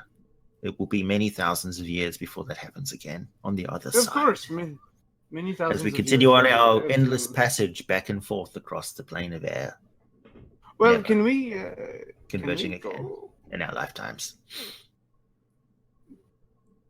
Yes, let us go. Mama Shaba, Mama Shaba, Mama Shaba, Mama Shaba. And you guys can all Take- breathe water now. Take notes. This is strange water voodoo magic. Mama Shaba, Mama Shaba, Mama Shaba. Way-yo. Okay, so we So can breathe cast water. the ritual of water breathing on you. And Sweet. you plummet into the ocean again. Your hair once more going and disappearing from existence. You look It's so most distressing. ridiculous. It is. Can we speak Yep. underwater now? Yes, after a fashion. It's more like it's creating air for you inside your lungs. Okay. So you're constantly exhaling as you travel, and you don't have to worry about compression because it's only existing in your lungs temporarily and blah. And gravity doesn't compress the water here to enormous crushing force. Okay, so we're not going to abyssal depths No. where we will all die, where all things die. Yeah, Even death It does may get die. very cold. It does get cold in places. And you're passing by crystals of ice, which are formed into monoliths and artworks and things like that. And you get the impression that this is a war-torn realm with many floating battlefields and defenses and things like that. And they get very wary when they pass through a big almost like an asteroid field of ice crystals, which are floating around and bounding into each other. So after a while, the water that you're in seems to almost disappear from your perception. Like you're passing through, you can feel it moving against you, but it's just everywhere. So it becomes like nothing. It becomes like the space that you're traveling through, and you're just breathing out bubbles which are flying through the air. It's a weird sort of mental shift. And it feels like you can fly, but you're really, really bad at flying compared to these things, which just seem to soar around everywhere like seals. And we're also really, really wet. Well, yeah, you're completely soaked. And your friend, Nigel, the Exarchittle, meets up with a bunch of his friends who come cruising along beside and get into a conversation with Nigel, and he's trying to answer questions which he doesn't really have answers to because he's not that smart. But he just happened to be closest by and heard this ping, and he said, I felt like a friend was in need, and it turns out that my friend is this metal creature and his friends. And why not? Don't look at me like that. It's a service. I'm doing a good thing. Shut up. And they're like, Nigel's good barnacles. Nigel's good barnacles. Oh no. Don't listen to them, Nigel. They're teasing your friend here. If he had a lower lip, it would be sticking out somewhat. And he's like, mean. Cast a spell on You're you. the greatest. Yeah, I know. I'm cool. My I mom can't thought it was understand. They're just but jealous I think because they you are don't have. wonderful. They're just jealous because nothing interesting like that has happened to them before. So I don't understand the word you're saying, but I think you are wonderful. And I would like to be your friend. I flick little dancing lights around his body to make him look. It's okay. It makes you look precious. It makes you look like I want to make him look like one of those deep sea creatures that like illuminate. Stop the strange fire! Stop the strange fire! Okay. I put them Does he out. even Okay. understand the concept of fire? Not really. That was freaky. It's like, you don't understand. In the really low bits where it's dark, the things that have got lights on them are our worst enemies. Oh. Normally lights. I felt like good I was being things. attacked from all sides. That was fucking terrifying. Oh, sorry. I won't do that again then. Okay. You don't have any spells that make huge eyes, do you? Or like fangs?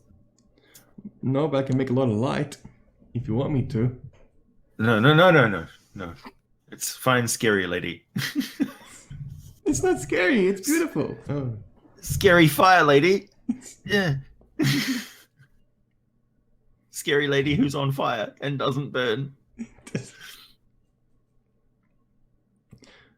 Okay. Now you've well, got like heat waves rising off your head instead of so you've got shimmers. got, like shimmy. Yeah. So, how's our time? How are we doing? Got about an hour 20. Okay. So, you're passing through the asteroid field of ice, and you get the impression that these guys are really wary now, and the merfolk have got their tridents at the ready, and they're constantly looking around, and they are rewarded for their vigilance by going attack. And you see a big serpentine form swirl and sweep around and come looming in as this big mouth opens up and looms in towards you. As I take out my brand new Tome of Horrors and flip to the section on. Guess what it is, guys? It's a Nucleave. Avatar of Dagon. No. It's a Gyarados. Is it a Gyarados? You're pretty close, actually. Fuck. I'm not happy about that. It's a giant primordial thing. This is A Deep Hunter Sea Serpent.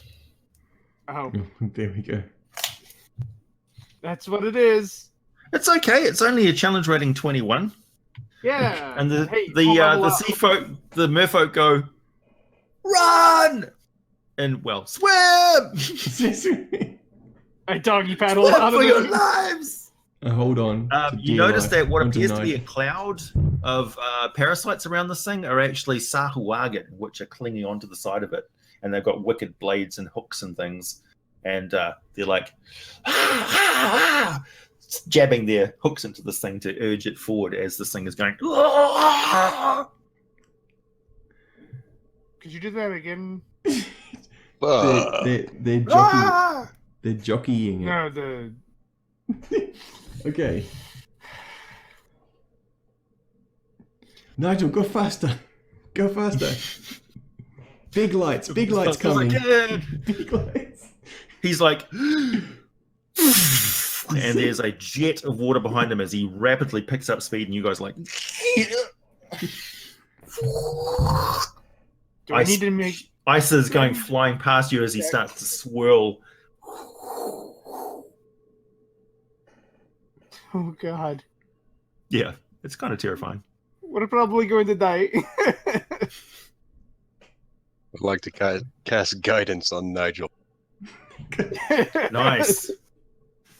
He's like, Are these things following us?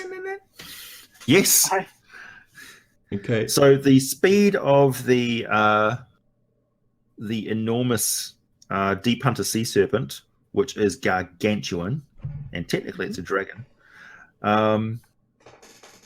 is 80 feet. 80 feet. Yeah, per round. If it manages to come close to it's us. rushing. It's rushing along. The merfolk have essentially cast haste on themselves and their Ixazachittles. The other Ixazachittles have scattered. Their taunting of Nigel has ceased as they've fled for their lives. And he's picking up speed, and he's going 90 feet base rate per round, and everybody is rushing.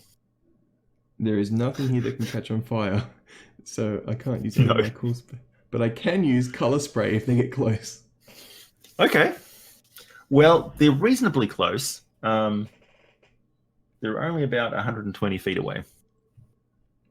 Or if they get within 15 feet, that's when I can use it. We can now just blast. With the guidance, Nigel's not going to drop any speed from hitting any objects or running into obstacles and things because he's locked into a flight path, so to speak, ever downwards.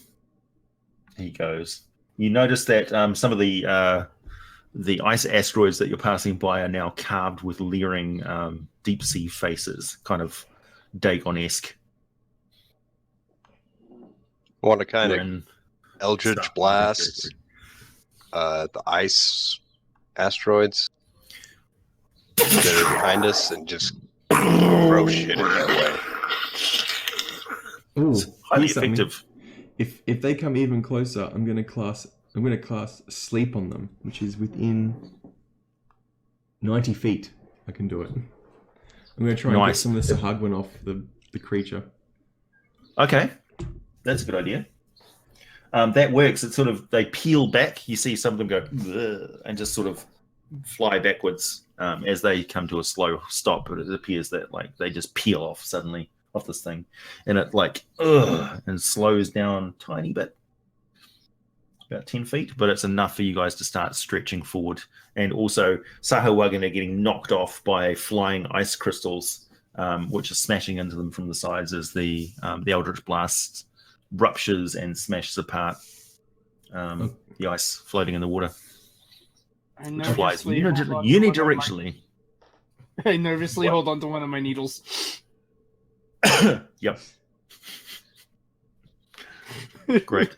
You would if you weren't clinging onto Nigel with all your force. Put it in your teeth. Very much like the squirrel from Ice Age. There you go.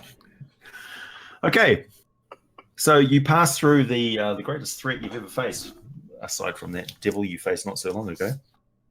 And also Drowning. The elected, just the entirety and also of the hag, Sigil. and also all the aboleth, No, and also everything else. I was just Hey, gonna that say was your the fault, not entirety- mine.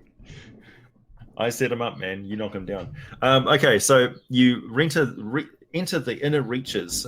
It's dark, and there are indeed lots of glowing lights around, lurking amongst big swathes of really, really big bull kelp, which is flying around, little specks of rock and things which have made their way to this spiraling center, where there's a flow of, if you were motionless, you would pick up a flow towards the center. Nigel, are we at the center? Is this it? Is this all the light you were speaking about? Nigel's like, almost.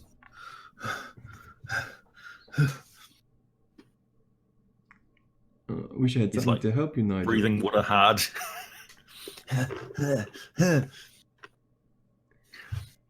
I don't know.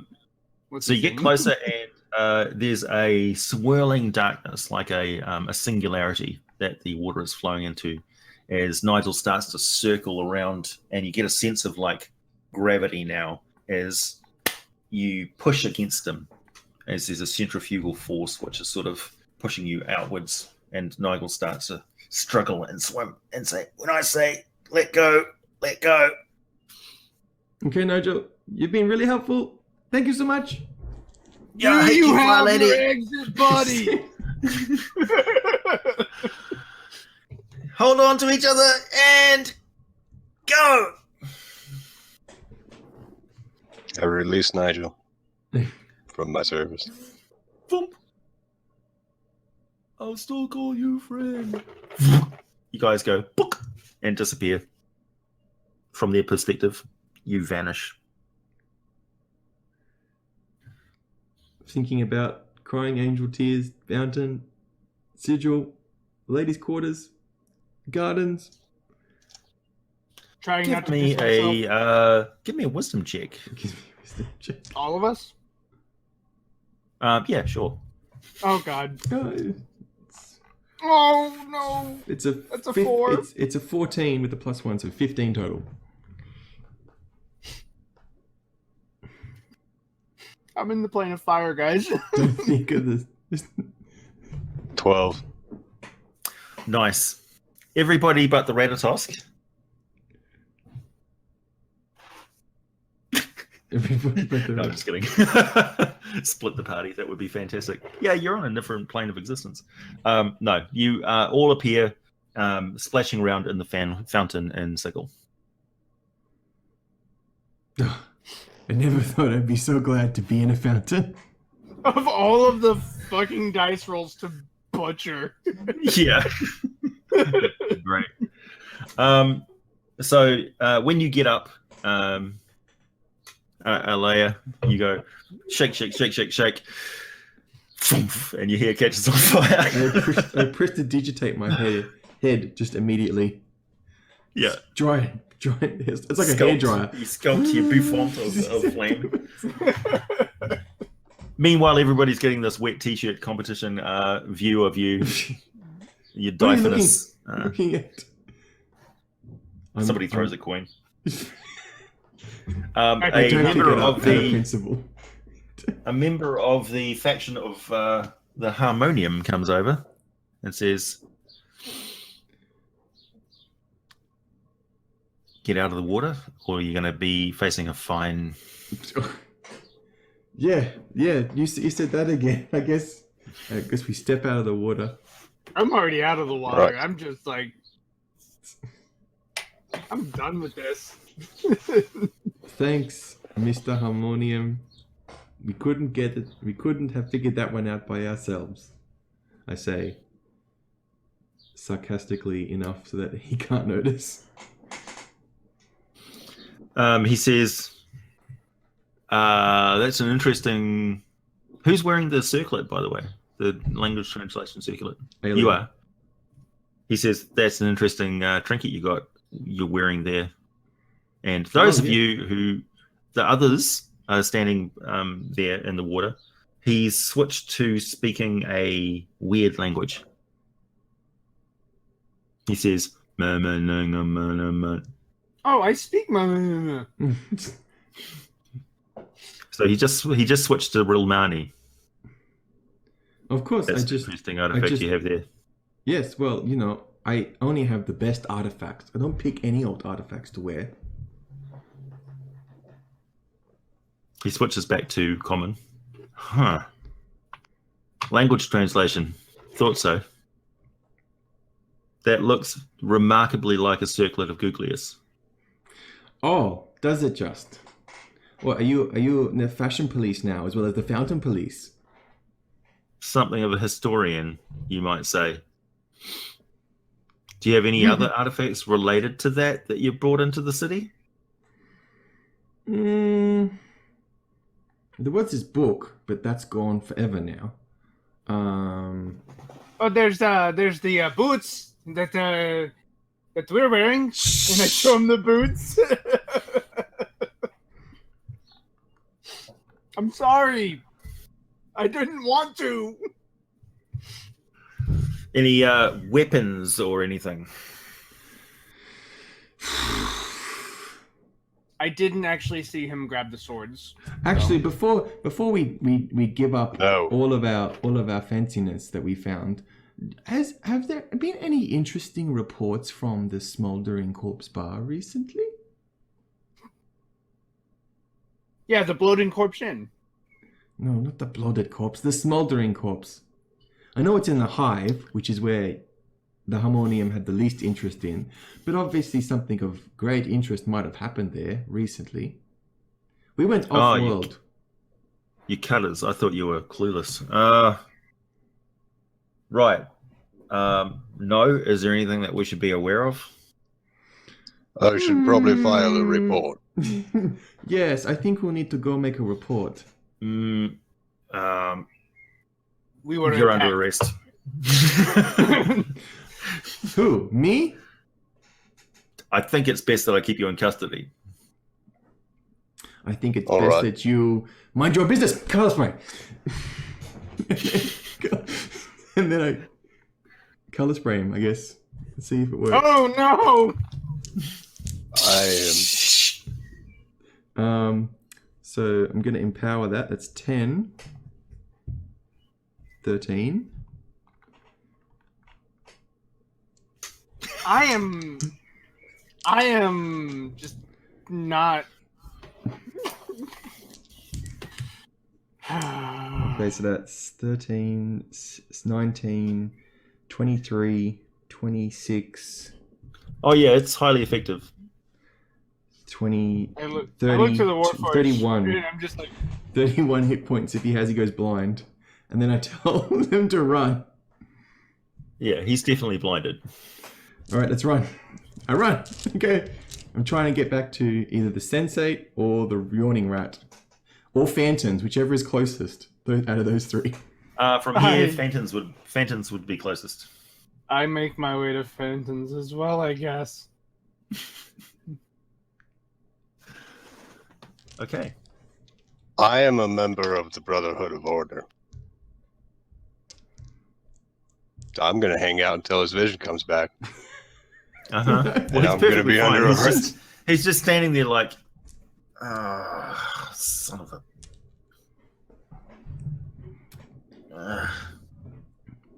Freaking Mondays. Are you still We here? know. I can We sense know you're what still day it here. is. Yes, you do. Well, going by how long you were flying through the air, it's a bit hard to tell. But he's just said it's Monday. All right. Somewhere in the multiverse, it's Monday. It's always Monday. The infinite plane of Monday. Yeah, there's a universe He named likes- Monday. He reaches out his hand and pats the Warforged and says, Genasi. I know. Very, very flighty, that one. You do realise that that's an offence to attack a member of the Harmonium, right? Yes. Good luck proving bodily harm.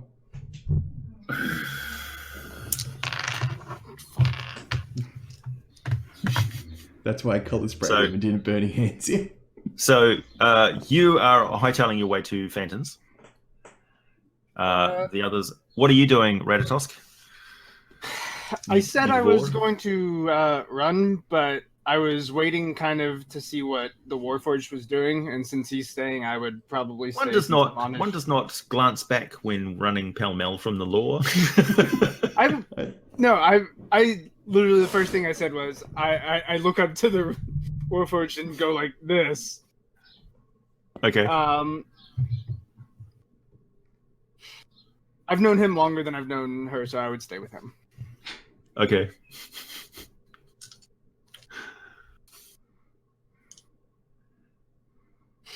There we go. So I get back to Phantoms then, I guess. Yep. So the hardhead, his vision clears after a while. And he says, "Look, no harm, no foul. That's obviously a friend of yours, and we have no clue who she is." Look, shut up. Don't compound the issue with lying to me. Don't forget, I am the law. I am the law. I'm sure it was just an accident. As long as you're not carrying any contraband into the city, you should be fine. But I thought I would warn you that that circlet is highly valuable to a certain bunch of people who have been historically troublesome in the city. And that if she's not careful and continues wearing it like that, she'll get herself killed. So Phantom, how's things? I'm back. Phantom looks up, immediately looks at your forehead and says, "Oh no, you're not one of them, are you?" No, this is my new hat. Circlet. You can't possibly not know the significance of wearing that. Oh yeah, it's very pretty and lets me hear like manta rays and stuff. Listen, sit down and I'll tell you a story. Oh, do I have to? Why do you smell like seaweed? It's a long story, and it involves many different things that we did. You really need to change your outfit. What's wrong with my outfit? Well, it's covered in green bits and... Oh, no. Okay, I pressed that bit's just falling apart. All right, you tell me a story while I fix my stuff. Yeah. Your outfit needs a full-on mending spell, by the way. Oh, I have a spare outfit, but that's for dancing, so I might just do what I can at the moment. I'm out of gold because someone didn't pay the merfolk. So you're in the city of doors. Yeah, I've got an extra 50 gold. All right, you're in the city of doors with no gold. Okay, I'm gonna put down my circlet. I'm gonna put down the boots I found. Only got the boots and the circlet, right? Pretty sure that's all I got. Yeah. And be like, okay, now Phantom, this is very weird, but we went to... Phantom reaches over and picks up the circlet and says, I can give you one which does exactly the same job, which won't get you into trouble. Oh, really? That'd be very useful. Okay. It's a ring. It's a ring? Yeah, rings are just as fashionable. So I can deal with that. I can mix and match with my wardrobe. Because look, wearing the circlet here will get you the attention of people who are after the Rod of Seven Parts. Oh, that's why that guy was so interested. A good thing he won't know about it anymore. They are historically a very troublesome sect of people who become obsessed with this damn rod because parts appear all over the place. And they always seem to come through Sigil looking for the damn thing because they need to get from one plane of existence to another. And they are single-minded and they're usually fucking bloodthirsty. Oh yeah, they're like normal cutters, right?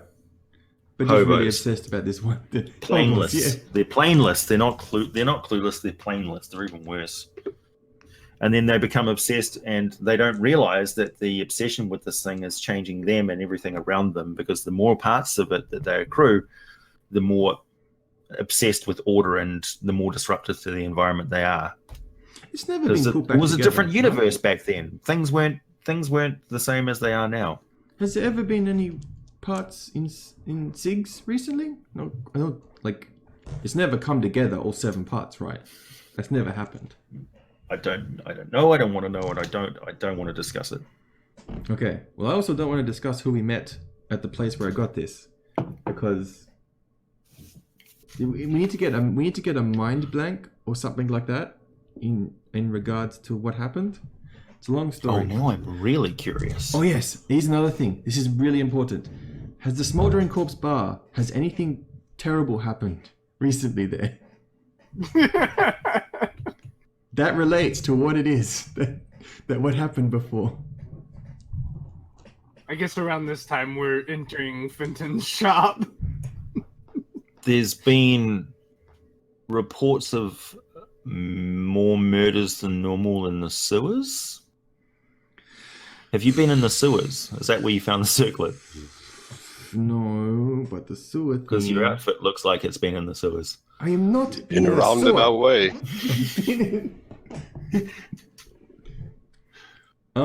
Does Fenton still Greetings, have his, Fenton. has How his are wound you? on his arm? It's good to see you again.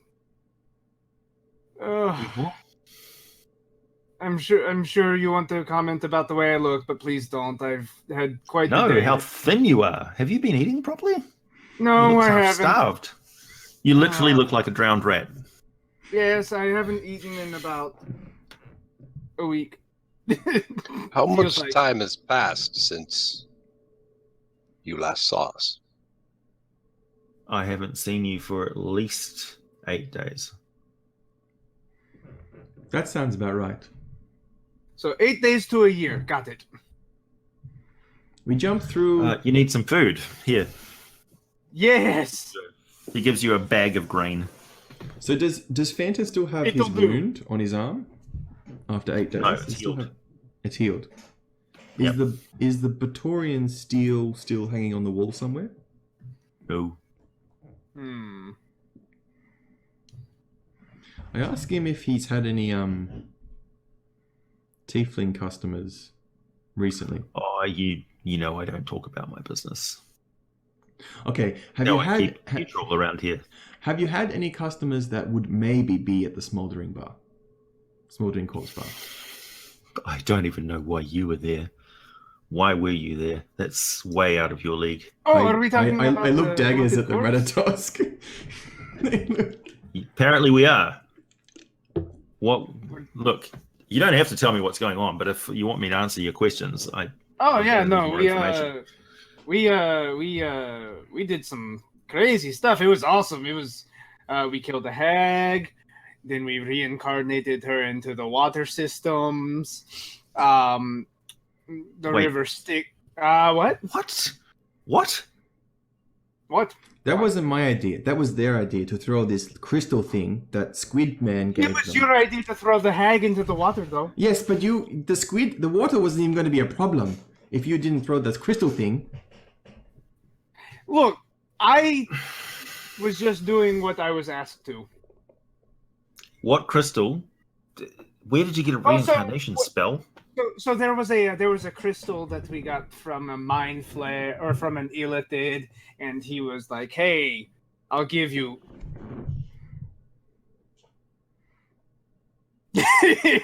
Duncan, what was? Can you tell us more about that crystal?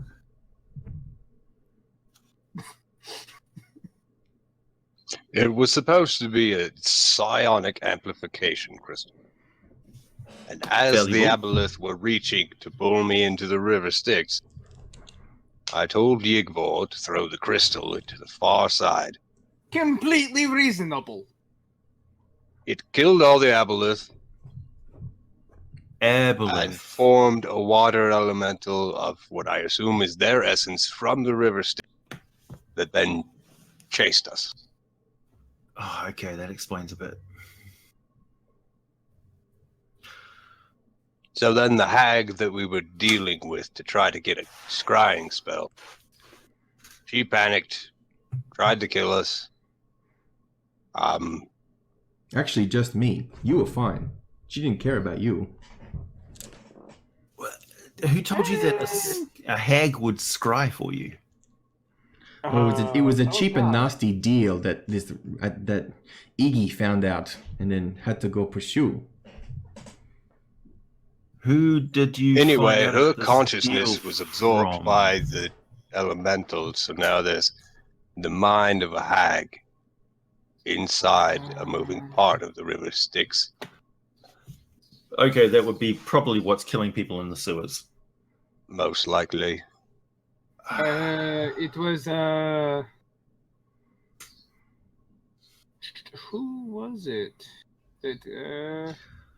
So you got a couple of choices that I can see. One is that you inform the Harmonium and deal with the consequences of being arrested for this, which is definitely felony, which will be 10 years of prison time. Or you get enough money together to hire me to hire people who can deal with this problem for you before it's discovered that you are the cause of it and the murders that have happened since. You're the only one who knows about it, so shh. Oh, I'm saying that this is a business opportunity for me and a likely prison sentence for you. I'm glad that you came to see me about it because I can help you. But it is going to cost you money. This is not something which I can tick up on the books, so to speak. Unless you want to be working for me for the next 10 years instead of in a prison. How much do you think it will cost? Oh, thousands, no doubt. Let's see. The sort of people that I think I would need for this, well, definitely the Githyanki brothers. Oh, you mean the one with the Ember Hole? Uh-huh.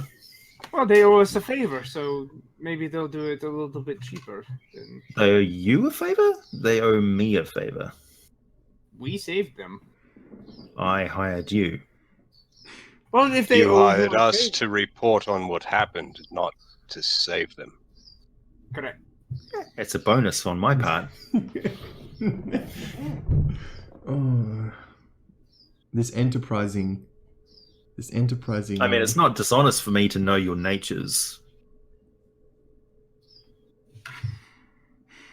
Okay. You are what you are. You do what you do.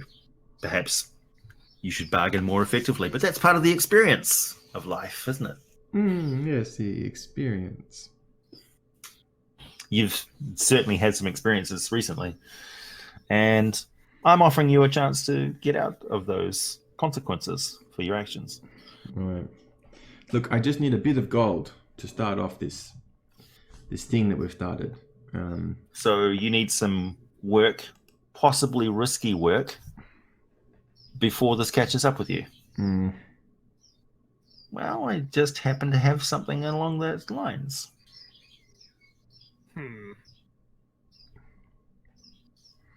Okay, what have you got now? What does it entail? Just a second, I'm just going to have a look at Another my ledger.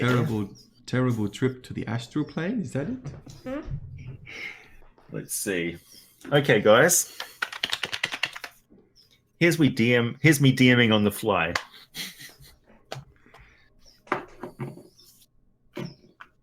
Oh God, it's the deck of many things. Kind of. It's the deck of many things to do. This is the Taroka deck, Oh no. which I quite often use in my adventuring DMing. So 1 card for Russell, 1 card for Bryce, My name is Igor. 1 card for Igor, 1 card for Jada.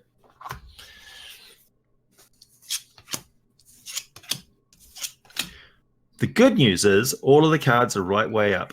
The bad news is you need to go and collect taxes from a religious order. Who are unwilling to pay. They are missionaries who are currently on one of the prime material worlds. They are missionaries for the Harmonium. Oh no. We should just go to the Feywild again and get some of those mushrooms and do a deal in the lower world again. Let's see if he's got anything else on the books. That's the one that would probably pay you the most amount of money. It also with pay the us the most most amount of risk. of being dead because the Harmonium are crazy. Yeah. Well, they're obsessed with bringing law and order to the galaxy. And they've got an ever expanding empire of rigidly controlled worlds. Kind of like the Daleks. Law and order except taxes. Yeah. Oh, this one's interesting.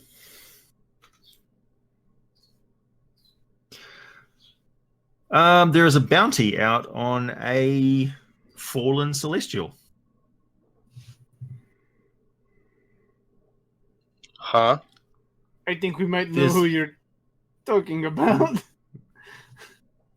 Really? No, of course not. What kind of celestial are we talking about here? So it is a former paladin of the god Tyr, who has since fallen into a pact with Demogorgon. Oh, that sounds doable. So he's become a blackguard. Okay. And he deserves to die. Yes, his original order has put out a contract for his death. Okay. I'm fine with this. Sounds more reasonable. A very generous contract.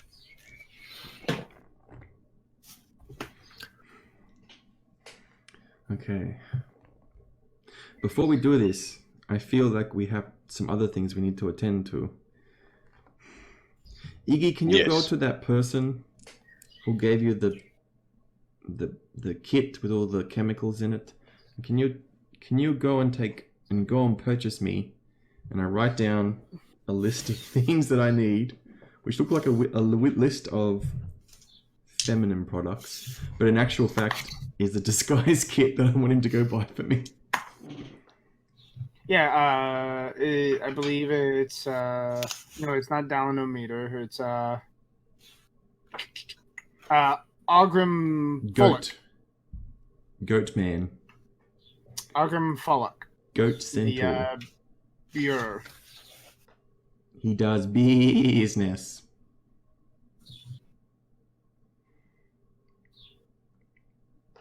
I don't think I've written down his name. He's the half.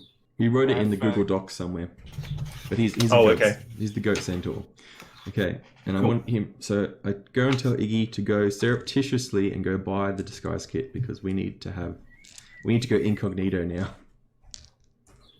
I go to him and I say, Ogren.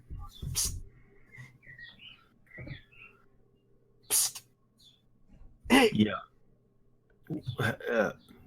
What? How are you today? Terrible. It's Monday. Everyone keeps on saying that. It feels like a Friday to me. So anyways, I was curious if you might have some things that I need, and I start listing off the list. So it's basically a disguise kit.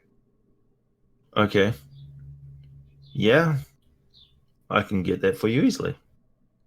How much gold would you like? Why are you suddenly singing? I am glad to be alive. Aren't we all? How fast do you need it? As soon as possible. Great. Tell you what, give me 1 silver. One silver. I hand him a gold piece. Are you propositioning me? No. 1 silver will do. It's fine. I actually just don't. Oh, you have need some silver. change, right? I thought for a minute there you were batting for the other team. Here you go. He passes you back some change. You've got 9. You've got 9 silver now. All right.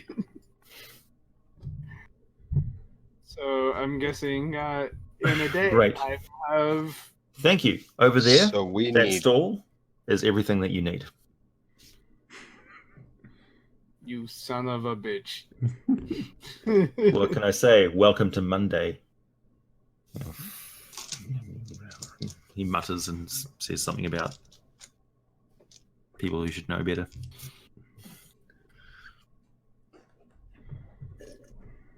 I just stare at him. Somebody shoulders past you from the other side. Out of the way.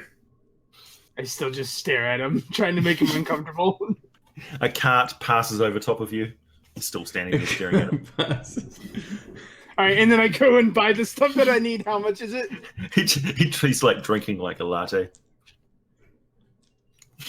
It's like, what are you going to do? It'll be the rest I'm of you. going to introduce him to some leaf letter poison. So 9 silver for the items that you require. Oh, you son of a... All right. You managed to barter them down to 7 silver. You have 2 silver left. I go back to Alia, and I throw it at her, and I'm just like, there, it's done. Okay. First, We need to have a meeting, the Warforged. You need to a look discussion. different. How would you like to be bronzed, or maybe platinumed? And I begin buffing the Warforged different color, and I begin to braid the hair of the Ratatosk, and I want him to look like the Black Rabbit of Vanille, like the old legend of the. Why are we doing this? And I'm gonna brush Disguise. gonna brush coal and oil through his fur to make him look dark, and then I'm going to. What color are his eyes normally? Green. Gray. They are Gray? gray. Well, they've got to be Right. red, so I'm gonna drop some dye into his eyes. Shut up! This is just. It won't hurt. It'll sting on you just for a few hours. Okay, there we go. And then I'm gonna put some prosthetic horns on, and I'm gonna look just like a tiefling. Cool. Yeah, that's all it takes for you to. You might need a tail too. I can rig something up. Yep. Okay, so the Warforged is now an animated armor. The Ratatosk is now. He'll need red glowing eyes. Yeah. I'll I think I can just do that.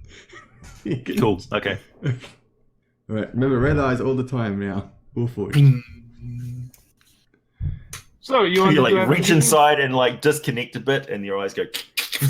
Now remember, Ratatosk, you have to speak in a whisper, because you are now sadness, death, or everything beyond imagination. And Somewhere we can't I guess be I'll just scribed. be a tiefling. Ready? I'll be a tiefling. I hate life so much. I hate you. I'm going to cut you if you talk to me. There you go. Say easy. So Perfect. let us go have a meeting in Fenton's. I thought we were It's at Fenton's. No. I'm like, ta-da, Fenton. Janazi? Tiefling. Yeah, exactly. Nazi? Tiefling. Have a fire fringe that comes down.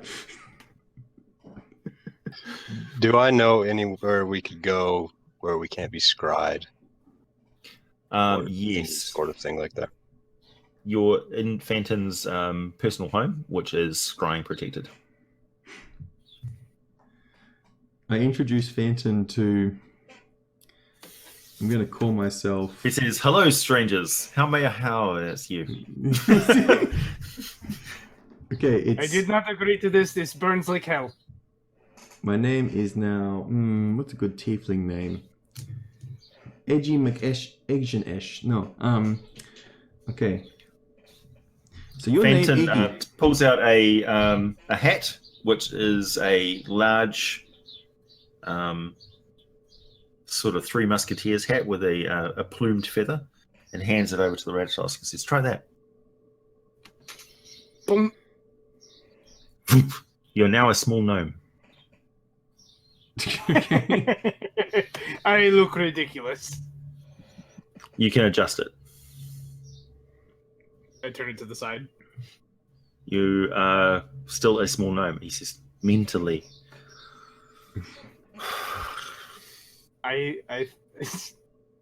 think about being a human. You are now a tiny human. Fuck! A child. I think about being a tall Ratatosk. You are a slightly slimmer, but still same height Ratatosk. This is Like the when you worst. just stretch the image vertically instead of horizontally, so it's. I That's turn what myself you're trying to into. do, and it's not going to make you bigger. I turn myself into a Swarfneeblin. That works. Oh, great! So You now look you like a Svirfneblin for some reason wearing a hat.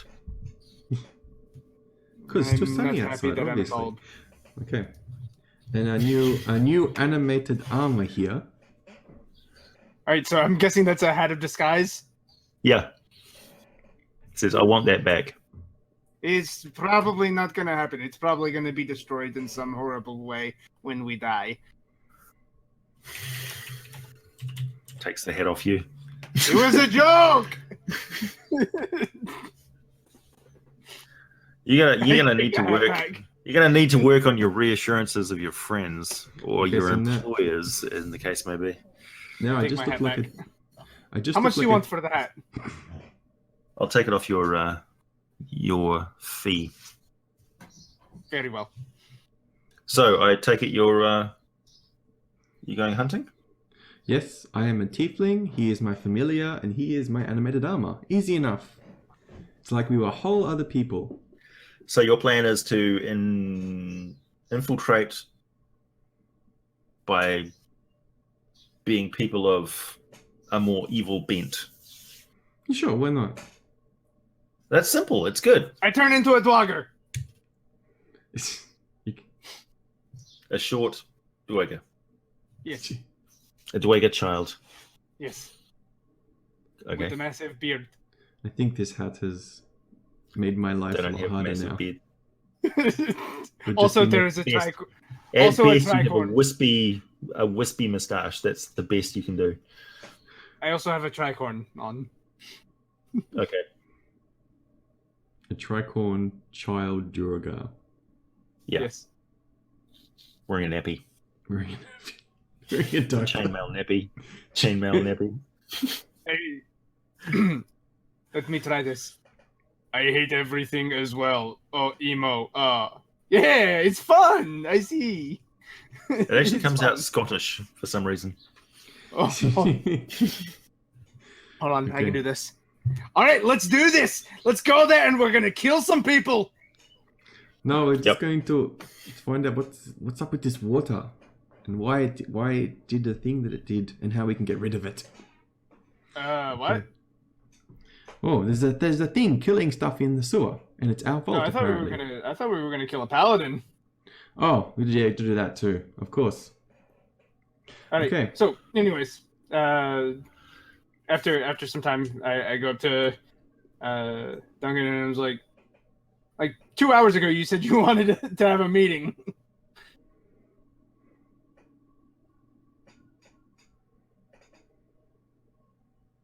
Take a glance at Fenton and then back at him. Give an expression like,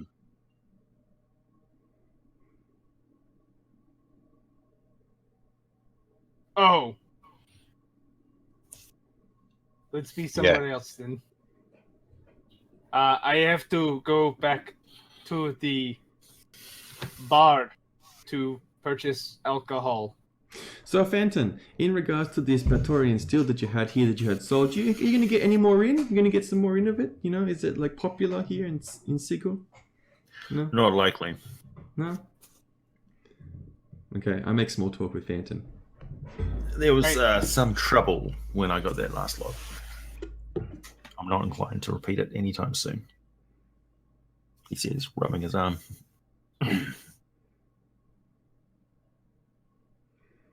It just continues to talk while I am back Dante at my and Iggy go their way.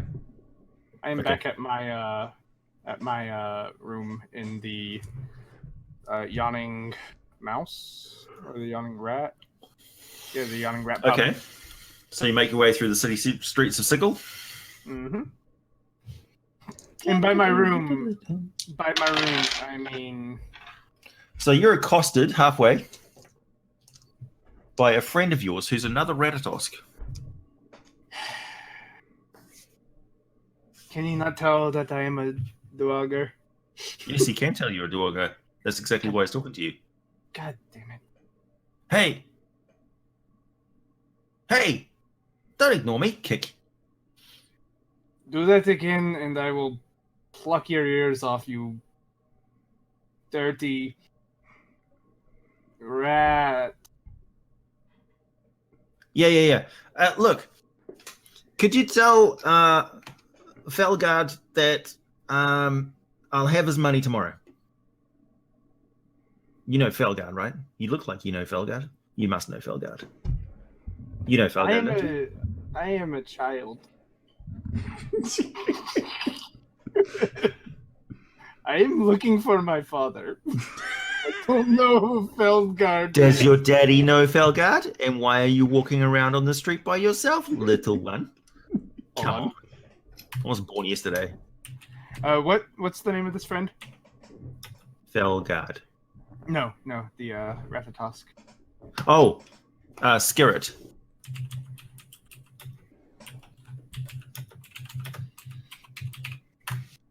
So, Skirret. Oh, fuck. I said his name. He looks at you. You definitely know Felgard. Unless... Holds up Crystal to his eye real quick. Igor! What the fuck? It's me! I take the hat off. He's still wearing the mundane People disguise. around you go. And carry on walking. Walk and talk. We Don't talk. The two of us have somewhere to be, so is the fuck? Who's Felgard and why do you owe him money? When do any of us not owe anybody money? It's not important. What's going on? No, please, do tell. I bought some poison off Felgard to kill an earth elemental. Do you know how hard it is to kill an earth elemental? Especially with poison. Yeah. It's essentially a vial of acid that they eat, and it does bad things. Something about turning them into crystal. I would love to hear more about this, but this is really important. I apologize. Really? No, it's not, but I'm tired of talking to you. Charismatic. I have a negative... You're coming with us. You asshole! You're coming with us. Oh, I'm going with you. us. Yes, you're He coming with scrambles us. up onto the Warforged shoulder. It's my spot. Not anymore. I scramble up there and I throw him to the other side. Fisticuffs ensue. I am very strong for my size. It sounds like possums fighting on a tin roof. One could Yeah. say. We get to our rooms. He jumps down, goes over to the bartender. Hell, may I help you? I'll have 2 coffees. Two coffees. We have no coffee. How about ale? Mead? We have no mead. Wine? I grab him by the scruff. I Wine. grab him by the scruff and I just pull him to the room. It doesn't matter. Touch You're me! coming with us. All right, so we get to the room, and we sit down. He's like, his hackles are fluffed up, like from you manhandling him. Yes, we'll discuss that later. Keep your filthy paws to yourself. Yeah, they are probably pretty filthy. We were just in the plane of You water. smell literally like puddles. What? I don't even want to know. You don't. So, he says, talking to... Duncan, what was it you needed? You're awfully curious. What do you do? basically the same thing that he does. Wheel, deal, steal. He says, his all eyes in the getting name of particularly Odin. shifty. Odin? How are we going to deal with this? So what are we doing? He says. What's the score? Is it a job? Are you on a job? We are. What's the cut?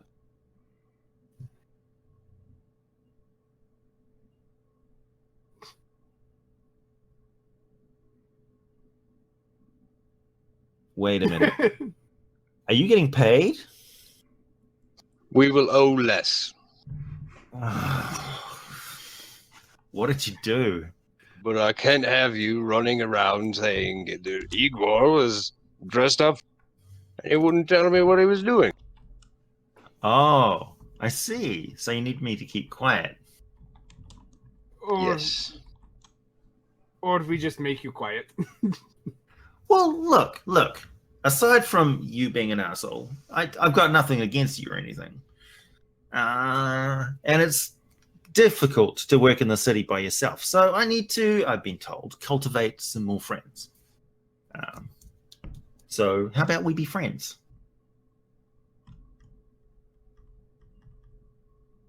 You work with Fenton, right? Yes. Yes. Because you were coming out from Fenton's place. So Yes. that means that you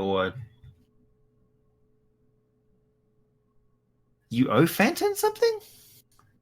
No. Who doesn't owe Fenton something? I don't currently owe Fenton anything. No, but you do owe Felgard something. Yeah. Just like maybe forget that you heard that name. It's funny that we are in this predicament. We each have something we want the other to forget. That's a crazy coincidence. Does the name Felgard ring any bells for me and my roguish Felgard's a nature? drug dealer. Oh shit!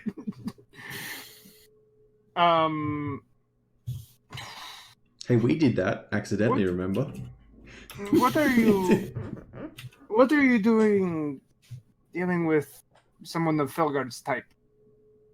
You've never been one to do that kind of stuff. No, I told you I was getting some poison off him. Right, but It's not poison to everybody, it's poison to earth elementals. to To others, it's like snuff. To others, it's... what I mean is you've never been one to deal with people like him. Well, it's... What can I say? It's Monday. It is indeed, as everyone keeps reminding me. So we forget about We can the be name. friends. We forget about the name Good. Felgard, and you forget about me dressing strange, and we leave as happy friends. So why were you dressed up like a Duergar baby? Honestly, I have no idea. They gave me a hat and I was happy about it. Oh, it's your imagination which is broken. He still has the mundane disguise on, by the way. Yeah. I mean, by that the disguise itself isn't that bad by itself.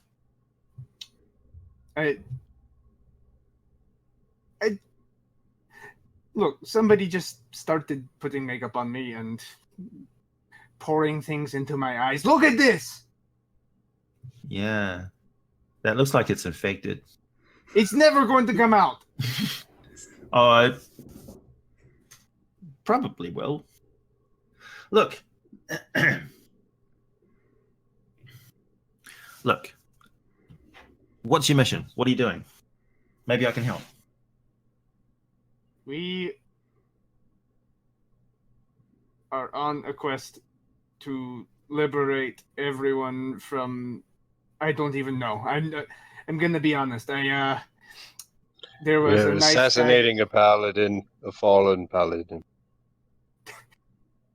I know I'm frustrating all of you, but if there's a plan, It's a I'll public forget it. contract. If I Everyone don't forget who it, I'll wants ignore to it. know.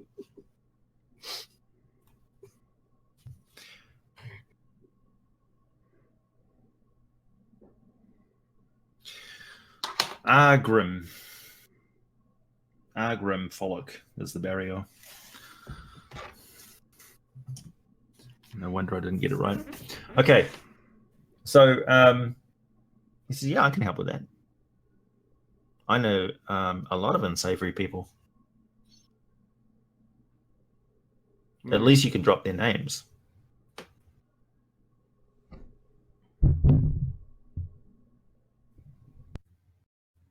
And what do you get out of this? I get in with you. Why do you want in with us? Be honest. I don't want to hear Friends, it. I just told you. How many times do I have to repeat stuff to you? Have you got a walnut inside there? Because your brain's smelling tasty. I'm gonna cast Charm Person on him. Okay. And I'm going to suggest that he tells us the truth.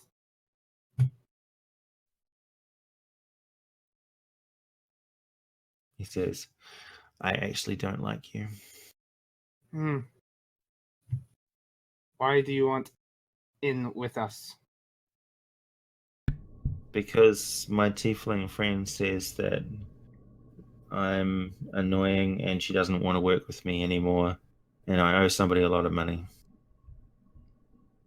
So having you around, hopefully if somebody tries to kill me, you'll kill them first. How much money do you owe? 250 gold. Who's your tiefling friend? Her name's Allegri.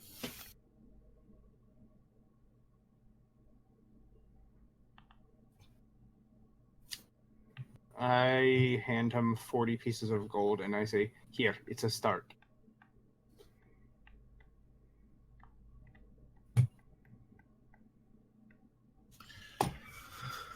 Thanks, Igor.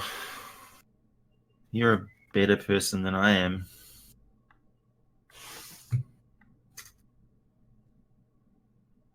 Why were you really getting the poison from Felgard?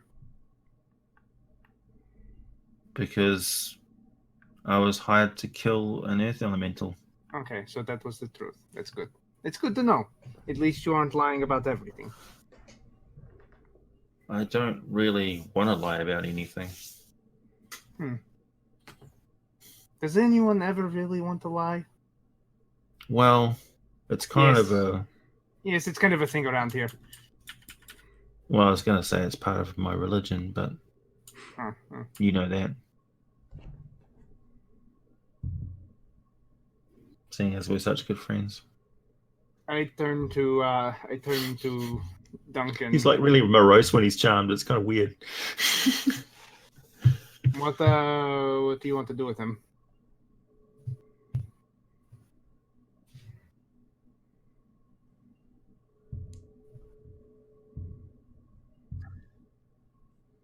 He wasn't lying about anything, just omitting information. That's right. Which is, by all rights, a lie.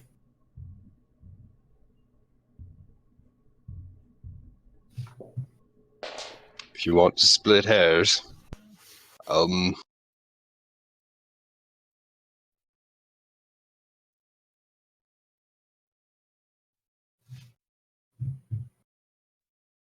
I don't know. Meanwhile, what are you doing, Alea? I'll be trying to think of a way to get the attention of this paladin so that he'll come to us as opposed to us coming to him. I guess I'm trying to find out if it's really between Orcus or Demogorgon, and if there are cults inside of SIGs, maybe we can find a meeting point. And yeah. So, what motivates a blackguard? Being a butthole all their life. It's pretty much just them. Yeah, they want to find a new plateau of evil to stand on. It's not good enough just to be normal evil. They want to be like turbo evil. So I guess. So, what is the nature of their evil? What's their particular taste of evil that they have? I don't know. What's his particular flavor? What's his really? Where did he fall from? So he was a paladin. He's a celestial paladin that fell to being a blackguard. Okay. But was he in service of something in particular when he was a? Well, all celestials are in service of law. Okay. Maybe we could get the harmonium on our side this time.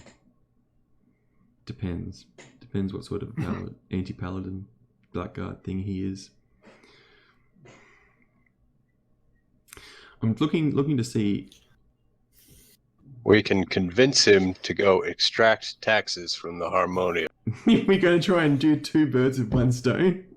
We're going to try pick up both quests and make them meet in the middle. Okay, maybe. But what's his oath? What's his evil? Possible. What's his evil oath going to be? It's not going to be like, I'll collect all the taxes. I mean, that's evil, but like small fry evil compared to what a blackguard wants to do. There's a whole bunch. There's a dearth of babies dying now that there's a hag gone. Yeah, that's true. There's a glut in the baby market. There's all these babies everywhere. Oh, that's awful. Get him 6 for a dozen now. I'm glad that I was not traumatized by that. Okay, so. By the way, viewers, that's the episode that we won't air. Yeah, it was a terrible episode that we do not speak of. All right. Might be available to patrons. All right. The baby crusher episode. Okay, so I guess we can try and solve both of those contracts at the same time. But if not, we're just trying to get the paladin to come to us. If I'm going to pose as a tiefling, and we're going to have an evil-looking familiar and a robot, then I guess we're going to be like emissaries of Demogorgon or something. We can mix that up, and I'm pretty sure we can find some good dirt at the Smoldering Corpse Bar. I'm going to blend in with those tiefling slag bags who didn't talk to me. Okay.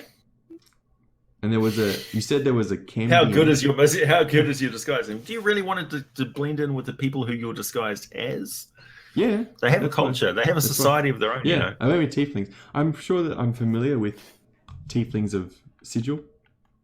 Sure. So, I mean, I have proficiency in disguise. Yeah, your impression of them was so spot on. Yeah. I hate life. I hate and I everybody. hate you. Get away from me.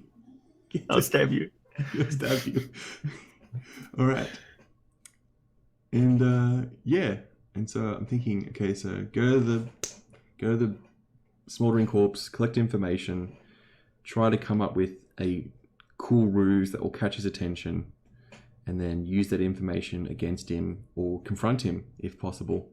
Maybe try and rope the harmonium into the situation in such a way that's advantageous for us. Okay. Sounds like a good plan. A complex plan. Complex. But a good Many but points a good of plan. failure. with me. So I'm going to call it around about where you guys gather back together again. So what's your conversation? What's your plan of attack that you guys have? By the way, these guys have acquired a new Ratatosk. Yeah, we're going to work with Scarrett. But I believe there was something else that you wanted to discuss. Me? Or... No, Duncan. I need... we come up with a plan as far as what we're going to do with the knowledge that Phantom was trying to activate something within Boros. Are we going to tell him, or are we going to blackmail? Are we going to talk to the Gith brothers? Are we going to ask them about Boros? Oh, you want to talk about... Can we perhaps, the castle in Droplet Land, mending could probably be cast on that book, and then just have like a finder's fee for the true names of a bunch of angels and devils.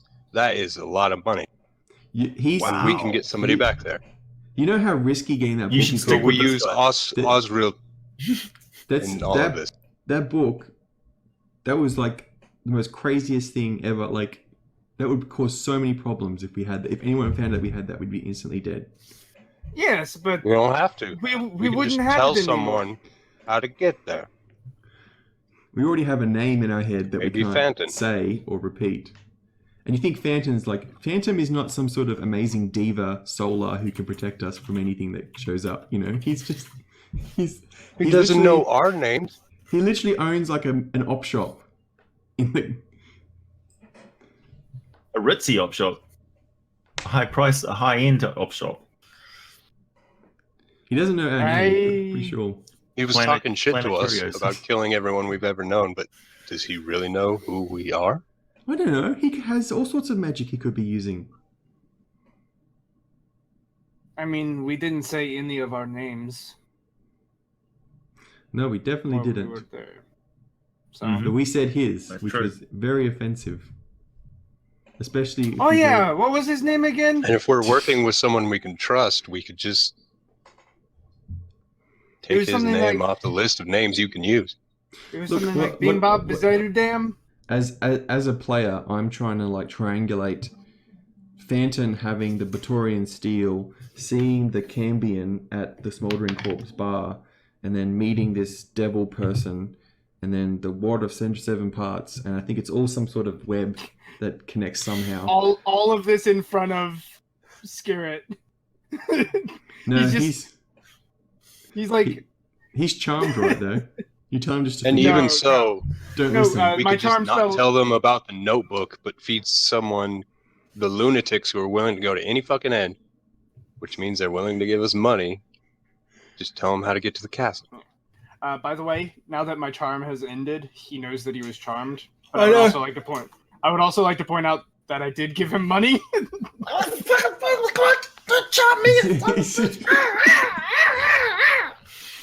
Give me my money back. Give me my money back if you're going to be like this. He steals your coin purse, throws it out the window. I don't have a coin purse. Some bag of something just got thrown out the window. It might have been a snack. Son of a bitch! That was my 1,000 marbles.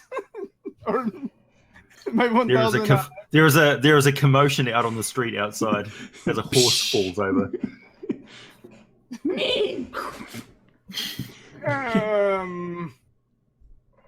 I guess it's probably a bad time to mention we need that to I decide had your if name we're on going that to bag ask the Gith about what they were doing when we saved them, or just tell them Phantom has a job, we saved your lives. Yeah. They might be upset that Phantom didn't offer them this work. They might be upset that Phantom didn't send us to save them. He just sent us to report on what happened to them. You know who would be very interested in this obscure information is probably that broken ship guy. Dallin O'Meter. I mean, I can't think of any reason to go tell him this stuff other than getting a few And if we're coins. truly desperate, don't forget about the Pixie Mob boss. We are Did we in get the a good, name? we are in the good graces of the Pixie Mob boss. Did we get a name for her? No, but she remembers our Mine names. was wrong. Your first name was right. I think it's it just was originally the Pixie Mob boss's name was Dallin O'Melter, and then the guest had a different name. No, because we never you got said- the Pixie's name. Her name was different because she changed her last name because she's a mob boss, and it doesn't really. The mushrooms were called Batoof or something. I can't remember. They were called something, and we didn't know what they were. They were called something. But they were worth a lot of money. They were worth 500. Enough money to give us a freaking gem worth 500 gold. And then the demon monkeys remembered our name forever. Were they Bulgaria? Pretty much something like that. Barogluras. Barogluras. Yeah. Barogluras. Maybe we can call in a little favor with the pixies, seeing as we're decent. We're like in the good books. We can maybe call in a little favor for some information regarding a fallen paladin. Because if they've got Bargura, But if you're in the good books and you ask for something, you will still end up owing her something because yeah, I know, that's how they are. Well, but we can just go to the Feywild and pick some more mushrooms, which I can't remember doing, but we'll figure it out. But how will we get there if we don't even remember how to get to the Feywild? We'll just do the same thing. We'll do the same delivery. Pollen. I you're don't looking- remember what the same thing So you'll be was. looking for next session, if you decide to go with that plan, you'll be looking for Ohana Spirit Bride, the pixie. Ohana.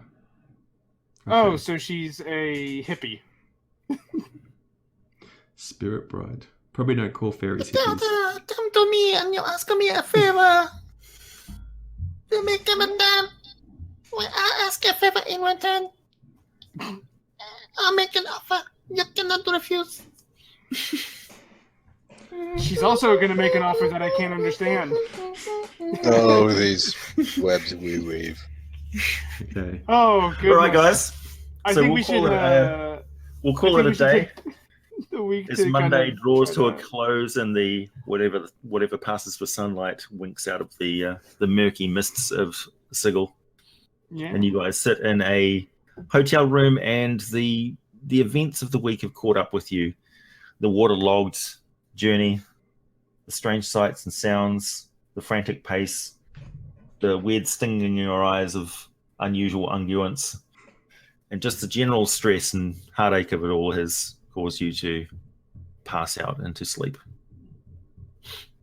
Where do we? Meanwhile, Here's a good question. Sits Do and we have looks out the window. houses? Do we live No. somewhere? no, currently you live in one hotel room to the other. The Yawning Rat is about the best thing to a house you have. You've had I'll have to rooms find- here off and on for quite some time. Also, can we mention to the viewers that the person who runs the place is a fucking freak? No, we don't talk about what's in that a room. perfectly reasonable vampire, okay?